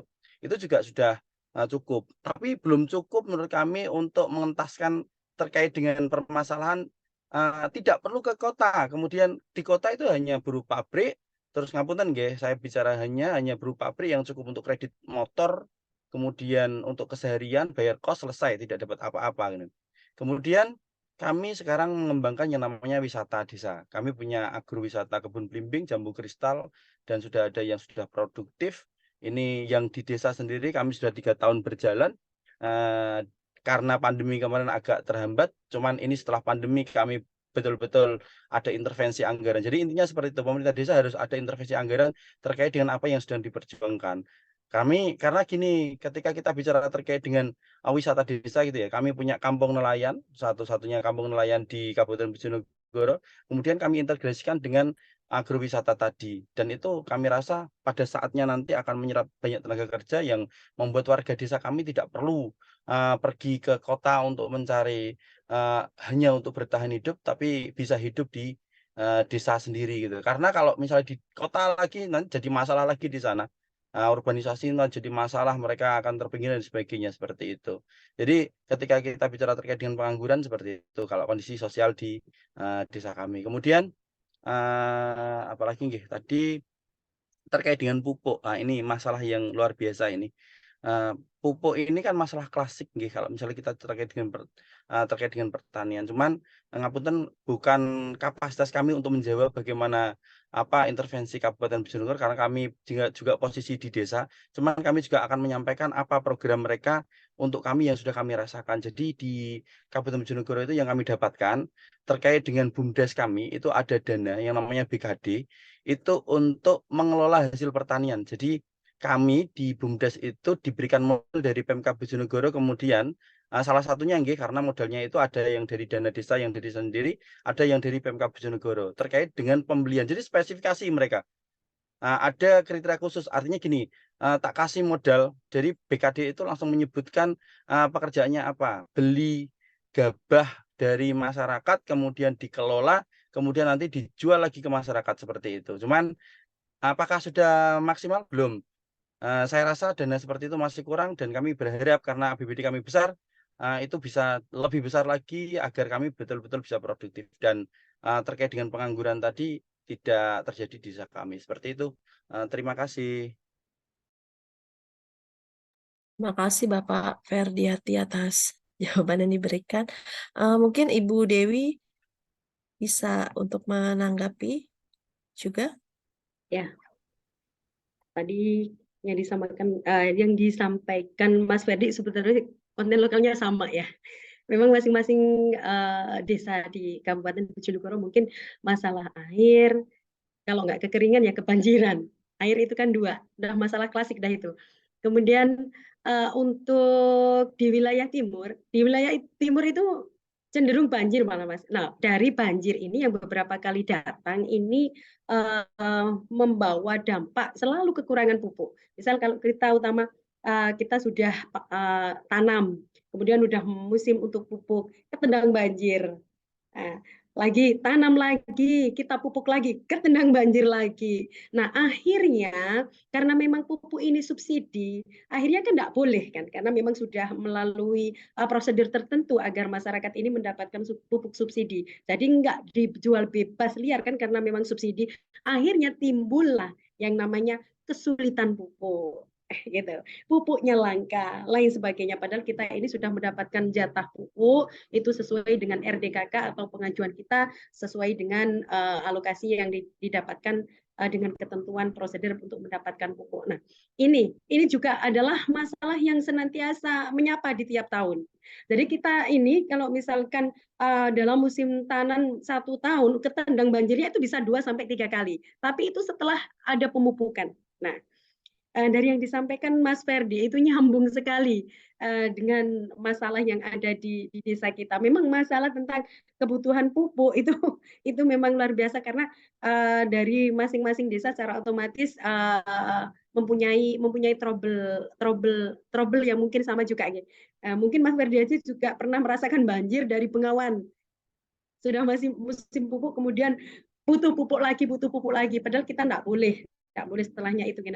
Dari masyarakat ini sendiri, kalau menurut saya untuk pupuk, kebutuhan pupuk dan lain sebagainya, ini sebetulnya juga perlu untuk dipahamkan. Kalau dulu belum ada digembar-gemborkan seperti halnya masa sekarang, beli pupuk itu kan bebas. Tapi kalau sekarang memang karena memang subsidi, akhirnya beli pupuknya juga dengan prosedur-prosedur tertentu. Nah, sifat masyarakat ini saja yang belum bisa untuk kita rubah, gitu. Kalau misalkan dari dinas terkait lain sebagainya, ini mungkin menggalangkan yang namanya pupuk yang katakan non kimia lah, bisa untuk lebih cenderung kepada pupuk yang istilahnya apa ya, pupuk kompos yang diolah lain sebagainya, yang mungkin itu bisa untuk membantu atau merubah mindset bahwa pupuk kimia ini lebih mendominasi untuk hasil panen sebagainya. Mungkin kelangkaan pupuk ini karena kaitan pupuk subsidi ini ya, tentunya ini juga bisa merubah dari pola pikir masyarakat atau cenderung bisa untuk kita sampaikan kepada masyarakat bahwa pupuk non kimia atau sebagainya ini merupakan satu alternatif atau win solution untuk menanggapi dari kekurangan pupuk. Kalau misalkan terus-terusan kita dengan pola petani yang telah saya sampaikan tadi dengan problem yang ada, banjir pupuk, saya kira tetap yang namanya kebutuhan pupuk, apalagi pupuk ini subsidi akan terlalu kurang dan langka. Ya, mungkin ini bisa juga untuk kita cerna bersama pada malam hari ini.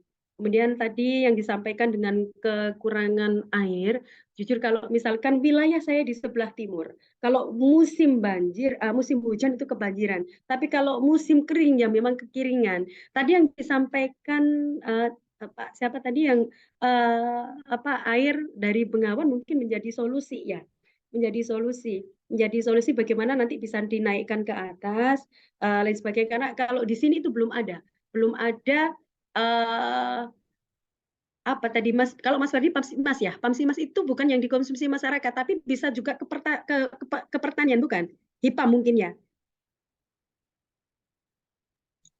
Pamsimas itu untuk masyarakat yang untuk Iya. mandi itu Bu, mandi kayak Oh gitu. ya, oke oke.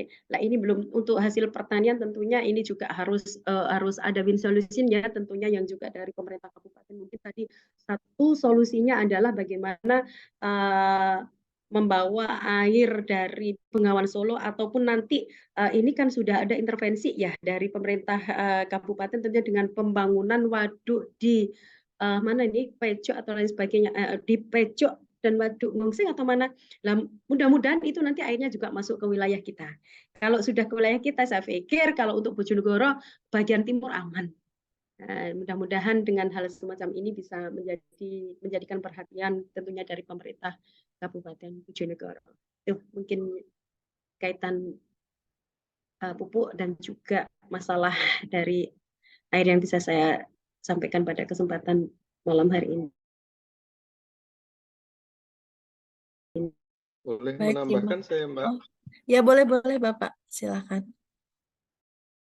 Tadi Mas Ferdi menyebut BUMDes ya. Nah, sebenarnya BUMDes itu pada dasarnya juga secara hukum itu kan juga untuk mensejahterakan masyarakat di desa tempat BUMDes itu berada. Dan juga kalau misalnya tadi kita membayangkan UBI produktif, sebenarnya juga bisa masuk melalui BUMDes. Kalau belum ada BUMDes ataupun BUMDes belum bekerja begitu, bisa menggunakan koperasi produktif ataupun lainnya. Nah, di dalam konteks BUMDes, desa itu sendiri sebenarnya memiliki besaran saham yang nilainya 51%.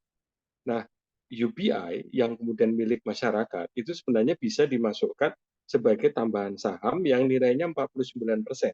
Jadi masyarakat bisa memiliki investasi melalui UBI yang besaran totalnya adalah 49% di situ. Untuk mengaktifkan BUMDes, apalagi BUMDes di Bojonegoro ini anggarannya sangat tinggi untuk menggunakan dana desa, karena dana desanya itu sudah nilainya juga lebih tinggi dibandingkan desa-desa yang lain.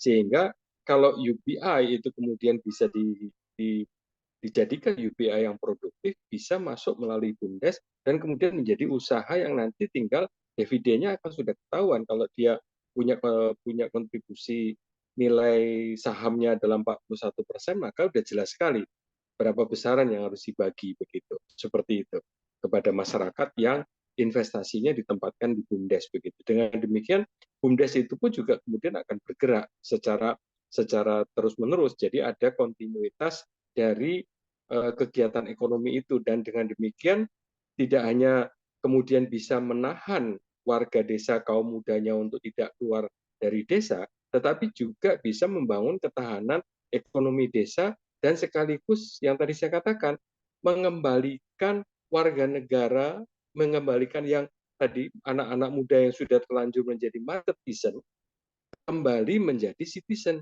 Ketika dia menjadi citizen, keprekariatan mereka atau kehidupan yang prekarius itu kemudian bisa diatasi begitu.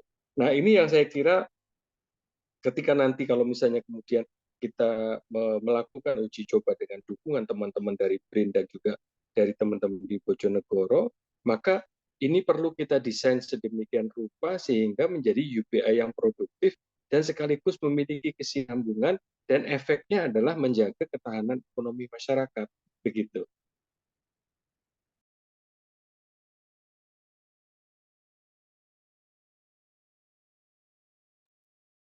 Baik, Bapak Aris, terima kasih. Di kolom chat juga ada beberapa pertanyaan yang diajukan dari peserta.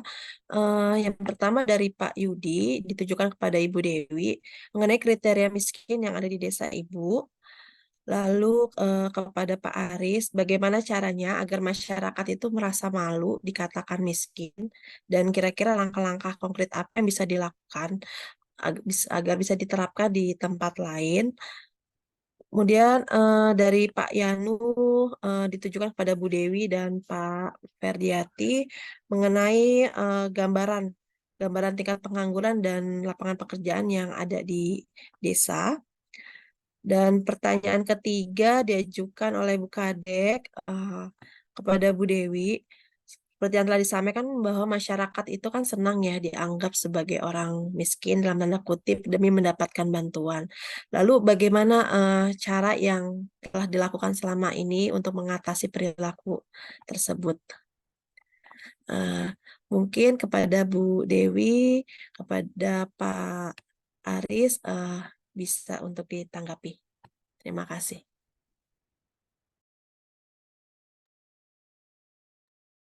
Ya, tadi pertanyaan kriteria tentang miskin, betul ya?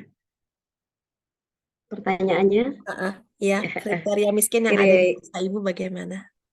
Iya, kalau kriteria miskin di desa saya itu biasanya saya itu dengan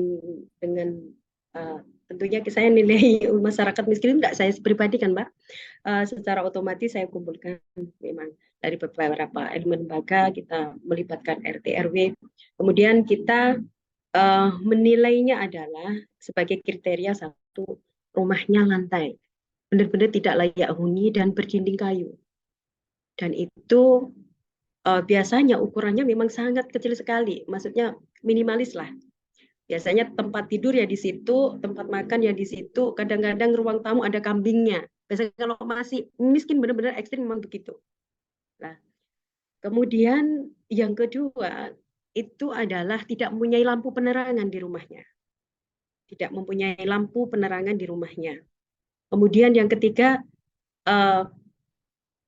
tidak mempunyai lahan untuk bekerja, dalam artian tidak mempunyai sawah, tidak mempunyai bahkan pekarangan pun tidak ada, dan tidak mempunyai kebun. Kemudian tidak mempunyai kendaraan bermotor, tidak ada. Dan ini termasuk dari kriteria yang tentunya kita menganggap itu adalah masyarakat dengan masyarakat ekstrim. Kemudian kita sepakati juga untuk menjadi kriteria masyarakat miskin bahwa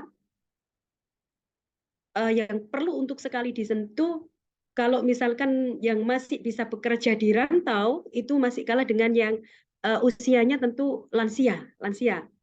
Jadi biasanya kalau masyarakat kita menengah ke bawah, yang menengah ke bawah itu ada beberapa klasifikasi. Yang saya sampaikan itu, kemudian ada yang bisa bekerja di luar kota.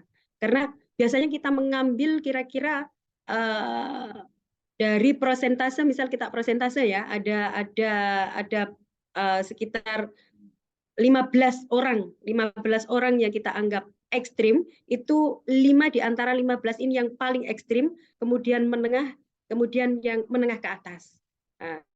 Sehingga benar-benar nanti apabila ada bantuan, kita benar-benar memberikan kepada yang ekstrim terlebih dahulu.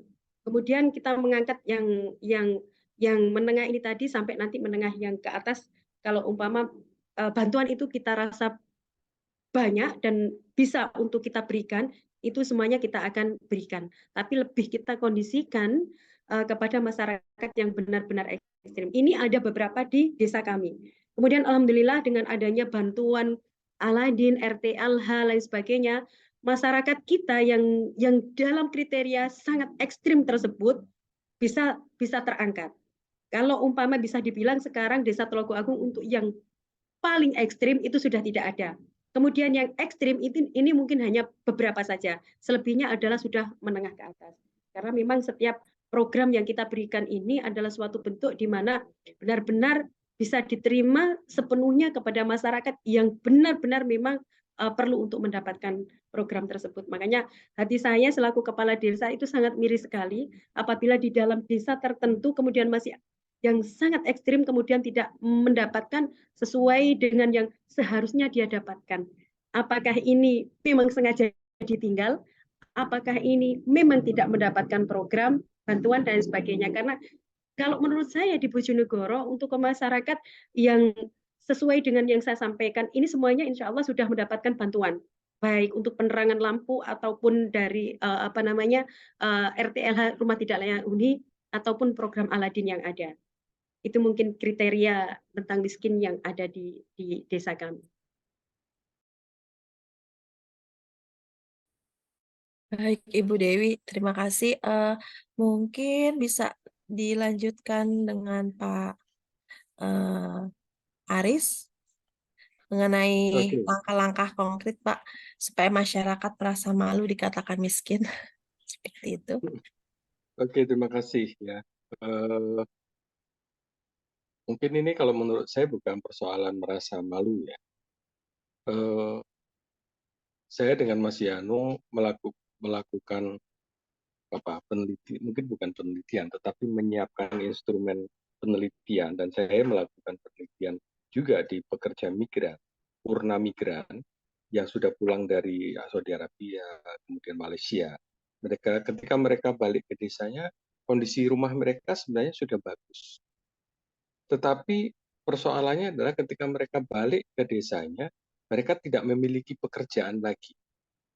Tetapi oleh warga desa dianggap mereka bukan orang miskin. Padahal income mereka betul-betul drop begitu. Karena mereka juga kemudian banyak juga yang tidak berhasil kemudian mengakumulasi remittance untuk modal begitu. Itu tidak sedikit, itu cukup banyak begitu ya. Nah, mereka tidak memiliki uang kontan yang bisa digunakan untuk kehidupan sehari-hari secara layak begitu. Nah, kondisinya kalau dengan kriteria yang dijelaskan oleh Mbak Dewi, sebenarnya itu kategorinya BPS ya, itu mereka tidak masuk ke dalam kategori miskin. Nah, pertanyaannya kalau mereka tidak kategori miskin tetapi tidak memiliki pekerjaan, dan kalaupun ada pekerjaan yang tidak berbasis pada penghasilan yang membuat mereka merasa secure gitu ya, basisnya itu tidak mereka dapatkan. Pertanyaannya, apakah mereka harus menjual rumah? Kan tidak juga, karena menjual rumah juga bukan solusi gitu ya. Nah, jadi ini kita perlu memikirkan sesuatu yang lebih besar lagi, bahwa masyarakat kita ini sudah masuk ke dalam masyarakat yang berisiko dan masyarakat yang rentan begitu. Dan ini tentu saja efek dari kondisi ekonomi besar gitu, yang tadi disebut sebagai precarious tadi itu. Kita pernah lihat film Joker pada tahun 2019 ya, dan kehidupan seperti Joker itu mereka ada penghasilan. Mereka penghasilan yang mereka dapatkan itu sebenarnya ya ada basis bisa bulanan, bisa harian, tetapi tidak pernah menjadikan pekerjaan itu membuat dirinya merasa secure dengan pekerjaan, merasa dirinya bahwa oh ini adalah pekerjaan saya begitu. Jadi kondisi ini yang menjadi semakin kuat, dan situasi ini yang kemudian pada akhirnya ketika ada bantuan-bantuan ya mereka akan ambil, akan terima. Jadi mereka tidak lagi memperhitungkan apakah itu soal malu atau tidak, tetapi yang paling penting ada sesuatu yang masuk ke dalam rekening dia atau dompet dia di dalam situasi di mana kehidupan mereka tidak ada jaminan ke depan. Nah, ini saya rasa, jadi ini bukan persoalan malu, itu apalagi jelas ada bantuan. Itu yang secara antropologis sering disebut sebagai cargo cult ya. Dulu ketika wilayah-wilayah di New Guinea itu kemudian sering memperoleh bantuan dari British, ada bantuan ini, bantuan ini, bantuan ini, orang kemudian tidak bekerja dan menunggu bantuan. Itu yang kemudian disebut sebagai cargo cult. Nah, cult yang semacam itu muncul sebenarnya di dalam masyarakat kita. Jadi itu tidak kemudian mereka merasa malu, sama sekali tidak ada kaitan dengan itu. Dari perspektif kita mungkin muncul, kenapa kok mereka tidak merasa malu, tetapi di dalam konteks real kehidupan mereka ada tekanan yang kemudian mereka memang akhirnya mau menerima itu, tidak ada konteks malu. Nah, ini konteksnya adalah mereka tidak ada jaminan yang cukup meyakinkan untuk melangkah ke depan. Ini yang saya kira perlu kita definisikan secara hati-hati, karena ini bukan persoalan sekedar kemiskinan secara ekonomi gitu, tetapi tidak memiliki keyakinan untuk mampu melangkah kehidupannya ke depan begitu.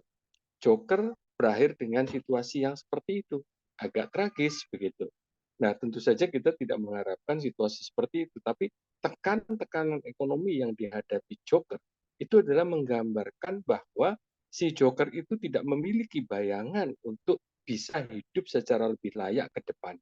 Dan itu yang menghinggapi masyarakat, sebagian besar masyarakat kita sekarang ini di dalam konteks ekonomi neoliberal.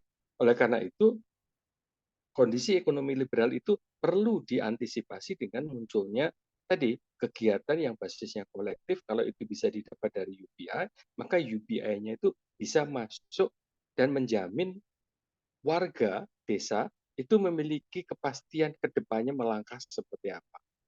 Nah, saya kira itu yang perlu kita pikirkan untuk mengatasi solusi. Karena konteks malu, kita bayangkan Joker itu sudah tidak ada level malu lagi, masuk ke televisi, tembak-tembak saja, gitu, selesai begitu. Nah, ini yang saya kira perlu kita pikirkan. Ada situasi yang kemudian penting untuk segera diatasi.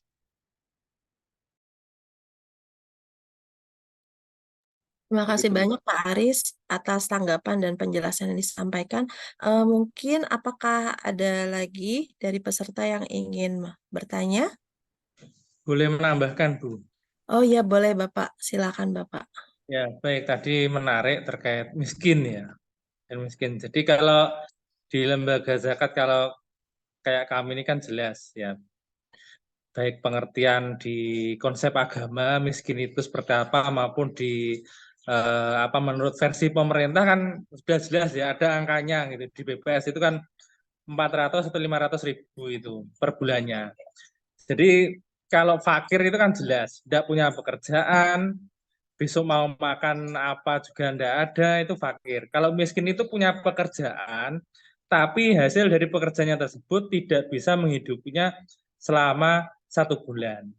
Nah, kalau miskin ini ya, saya pikir ini sangat banyak sekali ya, terutama habis pandemi atau COVID ini, dan bisa jadi memang angka yang ada di BPS atau manapun itu angkanya tidak pasti ya, tidak bisa akurat karena fluktuatif. Bisa jadi bulan ini sekian, bulan depan berubah lagi, bisa bisa berkurang, bisa tambah lebih banyak gitu. Jadi fluktuatif. Nah, yang mungkin perlu kita pikirkan kayak programnya UBI ini kita sasar aja yang fakir ya, yang fakir.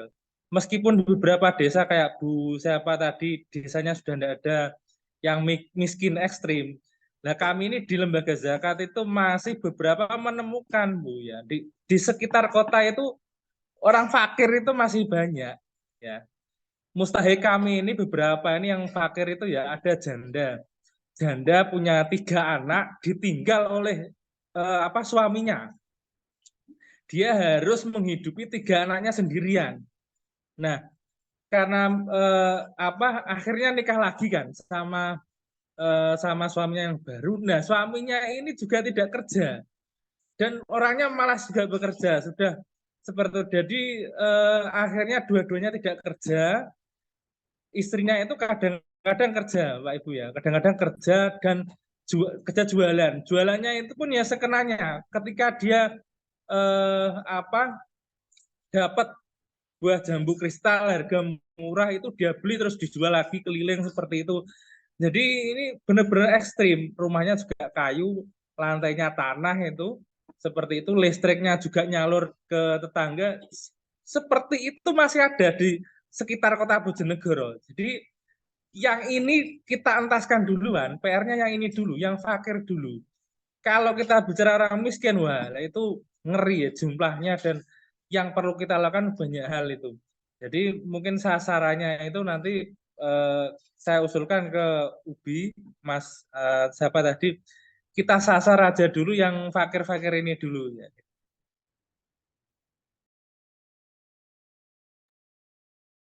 Baik, terima kasih Pak Respa.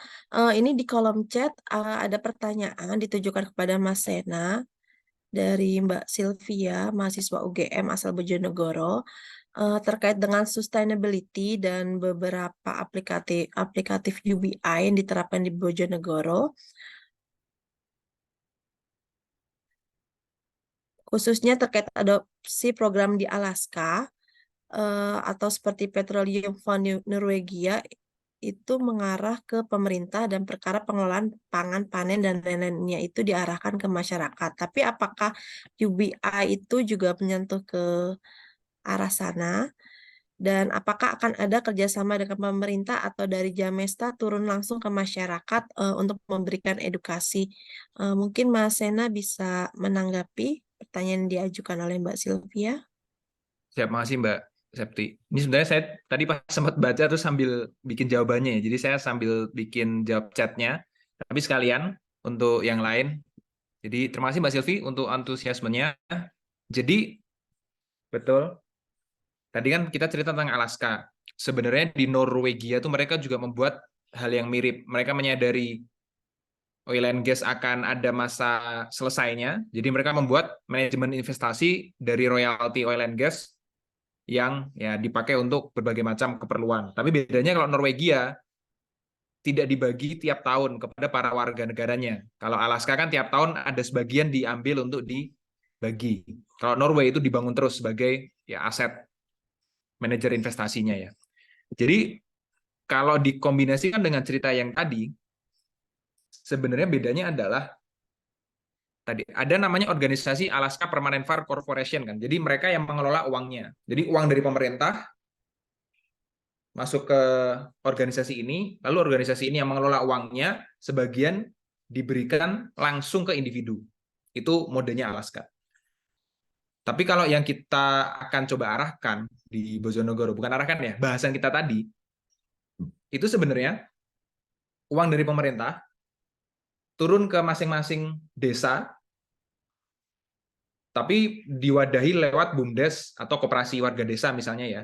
Jadi itu akan turun sebagai kepemilikan kolektif.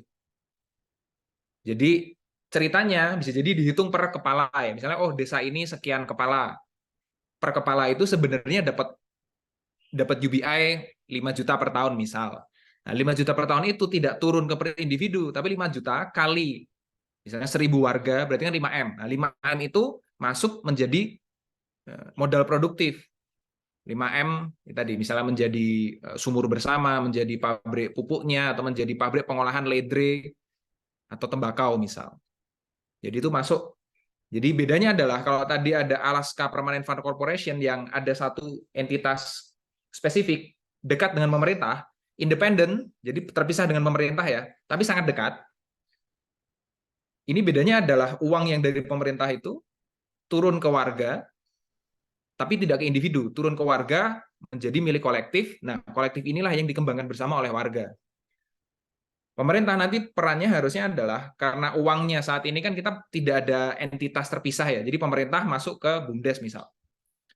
Ya pemerintah tugasnya adalah mengawasi. Mindsetnya mirip kayak Kemenkeu ya. Kalau nggak salah saya kemarin memahami, ini Kemenkeu menilai kan daerah yang serapannya bagus, capaian programnya bagus, akan diberi transfer dana yang lebih besar tiap tahunnya.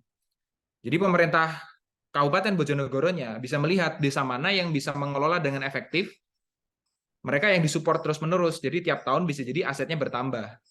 Desa yang kurang baik ya mungkin agak ditahan sedikit, sambil dibina sampai usaha produktifnya itu maju. Nah dengan begitu aset milik bersamanya itu akan tumbuh terus, tapi aset bersama ini tidak di dalam kepemilikan pemerintah atau institusi yang terpisah. Ini ada di dalam kepemilikan warga desanya gitu. Entah dalam bentuk BUMDes atau dalam bentuk koperasi petani misal atau koperasi produktif. Semoga menjawab.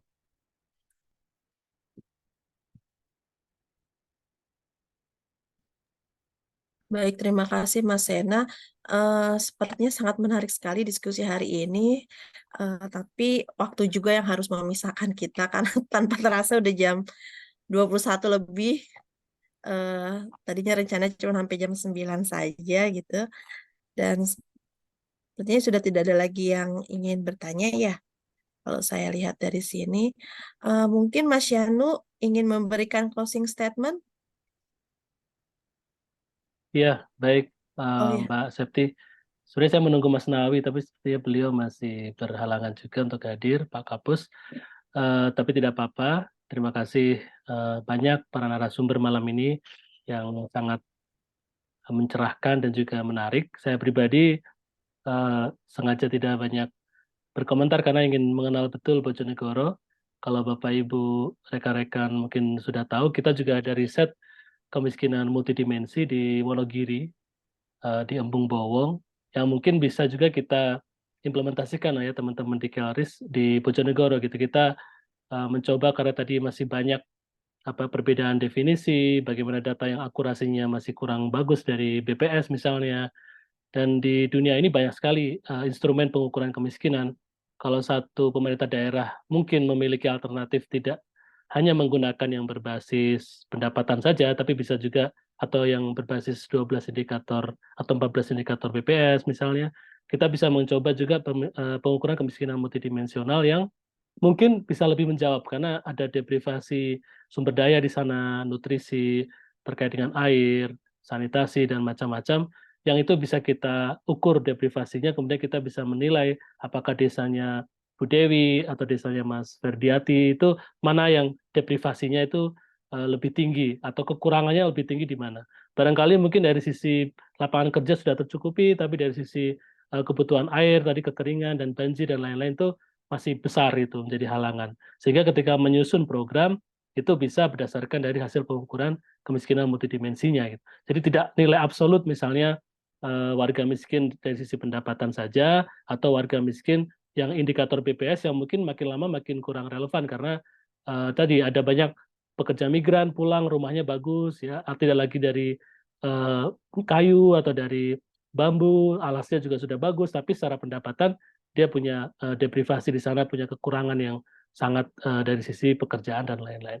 Jadi saya rasa diskusi ini mungkin semoga ya Mas Aris dan teman-teman bukan yang terakhir, kita bisa terus mencoba untuk mendalami. Kami dari Pusat Riset Kependudukan sangat tertarik melihat tadi seperti sudah dijelaskan juga bagaimana situasi Bojonegoro, isu-isunya, inventarisasi masalahnya, lalu bagaimana kebijakan publik di daerahnya, sama seperti di Yogyakarta yang kita juga terus advokasi, termasuk dari sisi misalnya ada ide dari Sri Sultan untuk memberikan bantuan sosial untuk lansia miskin seumur hidup, itu juga konsep UBI, artinya memberikan kepastian kepada lansia khususnya yang sudah tidak lagi bisa produktif, tapi seumur hidup sampai dia meninggal bisa dijamin dengan bantuan sosial dari pemerintah provinsi melalui dana istimewa misalnya. Nah ini sedang kita kawal juga mengikuti perkembangannya karena direncanakan pilot program di 2 kabupaten di Yogyakarta. Nah mungkin sama kita kalau kolaborasi mungkin di Bojonegoro bisa juga kita mulai dari skema-skema sederhana tadi yang sudah disampaikan oleh Mas Sena, Mas Aris, dan teman-teman, mana nih kita bisa mulai untuk memahami kemiskinan dengan lebih baik, mengukurnya dengan lebih akurat, sekaligus mencari solusi kesejahteraan jangka panjang yang lebih sustainable. Barangkali itu untuk diskusi pertama kita tentang Bojonegoro dari sisi Pusat Riset Kependudukan BRIN. Kami mengucapkan terima kasih yang sangat besar partisipasi Bapak Ibu semua, khususnya kepada para narasumber. Semoga tidak kapok untuk kita undang lagi nanti dalam diskusi-diskusi selanjutnya. Selamat istirahat, selamat melanjutkan aktivitas Bapak Ibu rekan-rekan semuanya. Sampai jumpa di diskusi kita berikutnya. Diskusi saya tutup. Selamat malam. Assalamualaikum warahmatullahi wabarakatuh. Terima kasih semuanya, Mas Ferdiati. Terima kasih Bapak Ibu Bu sekalian. Dewi, Mas Aris, Mas Sena, ya, Bu Kadek, terima kasih. Salam sehat semuanya. Ya, sama-sama.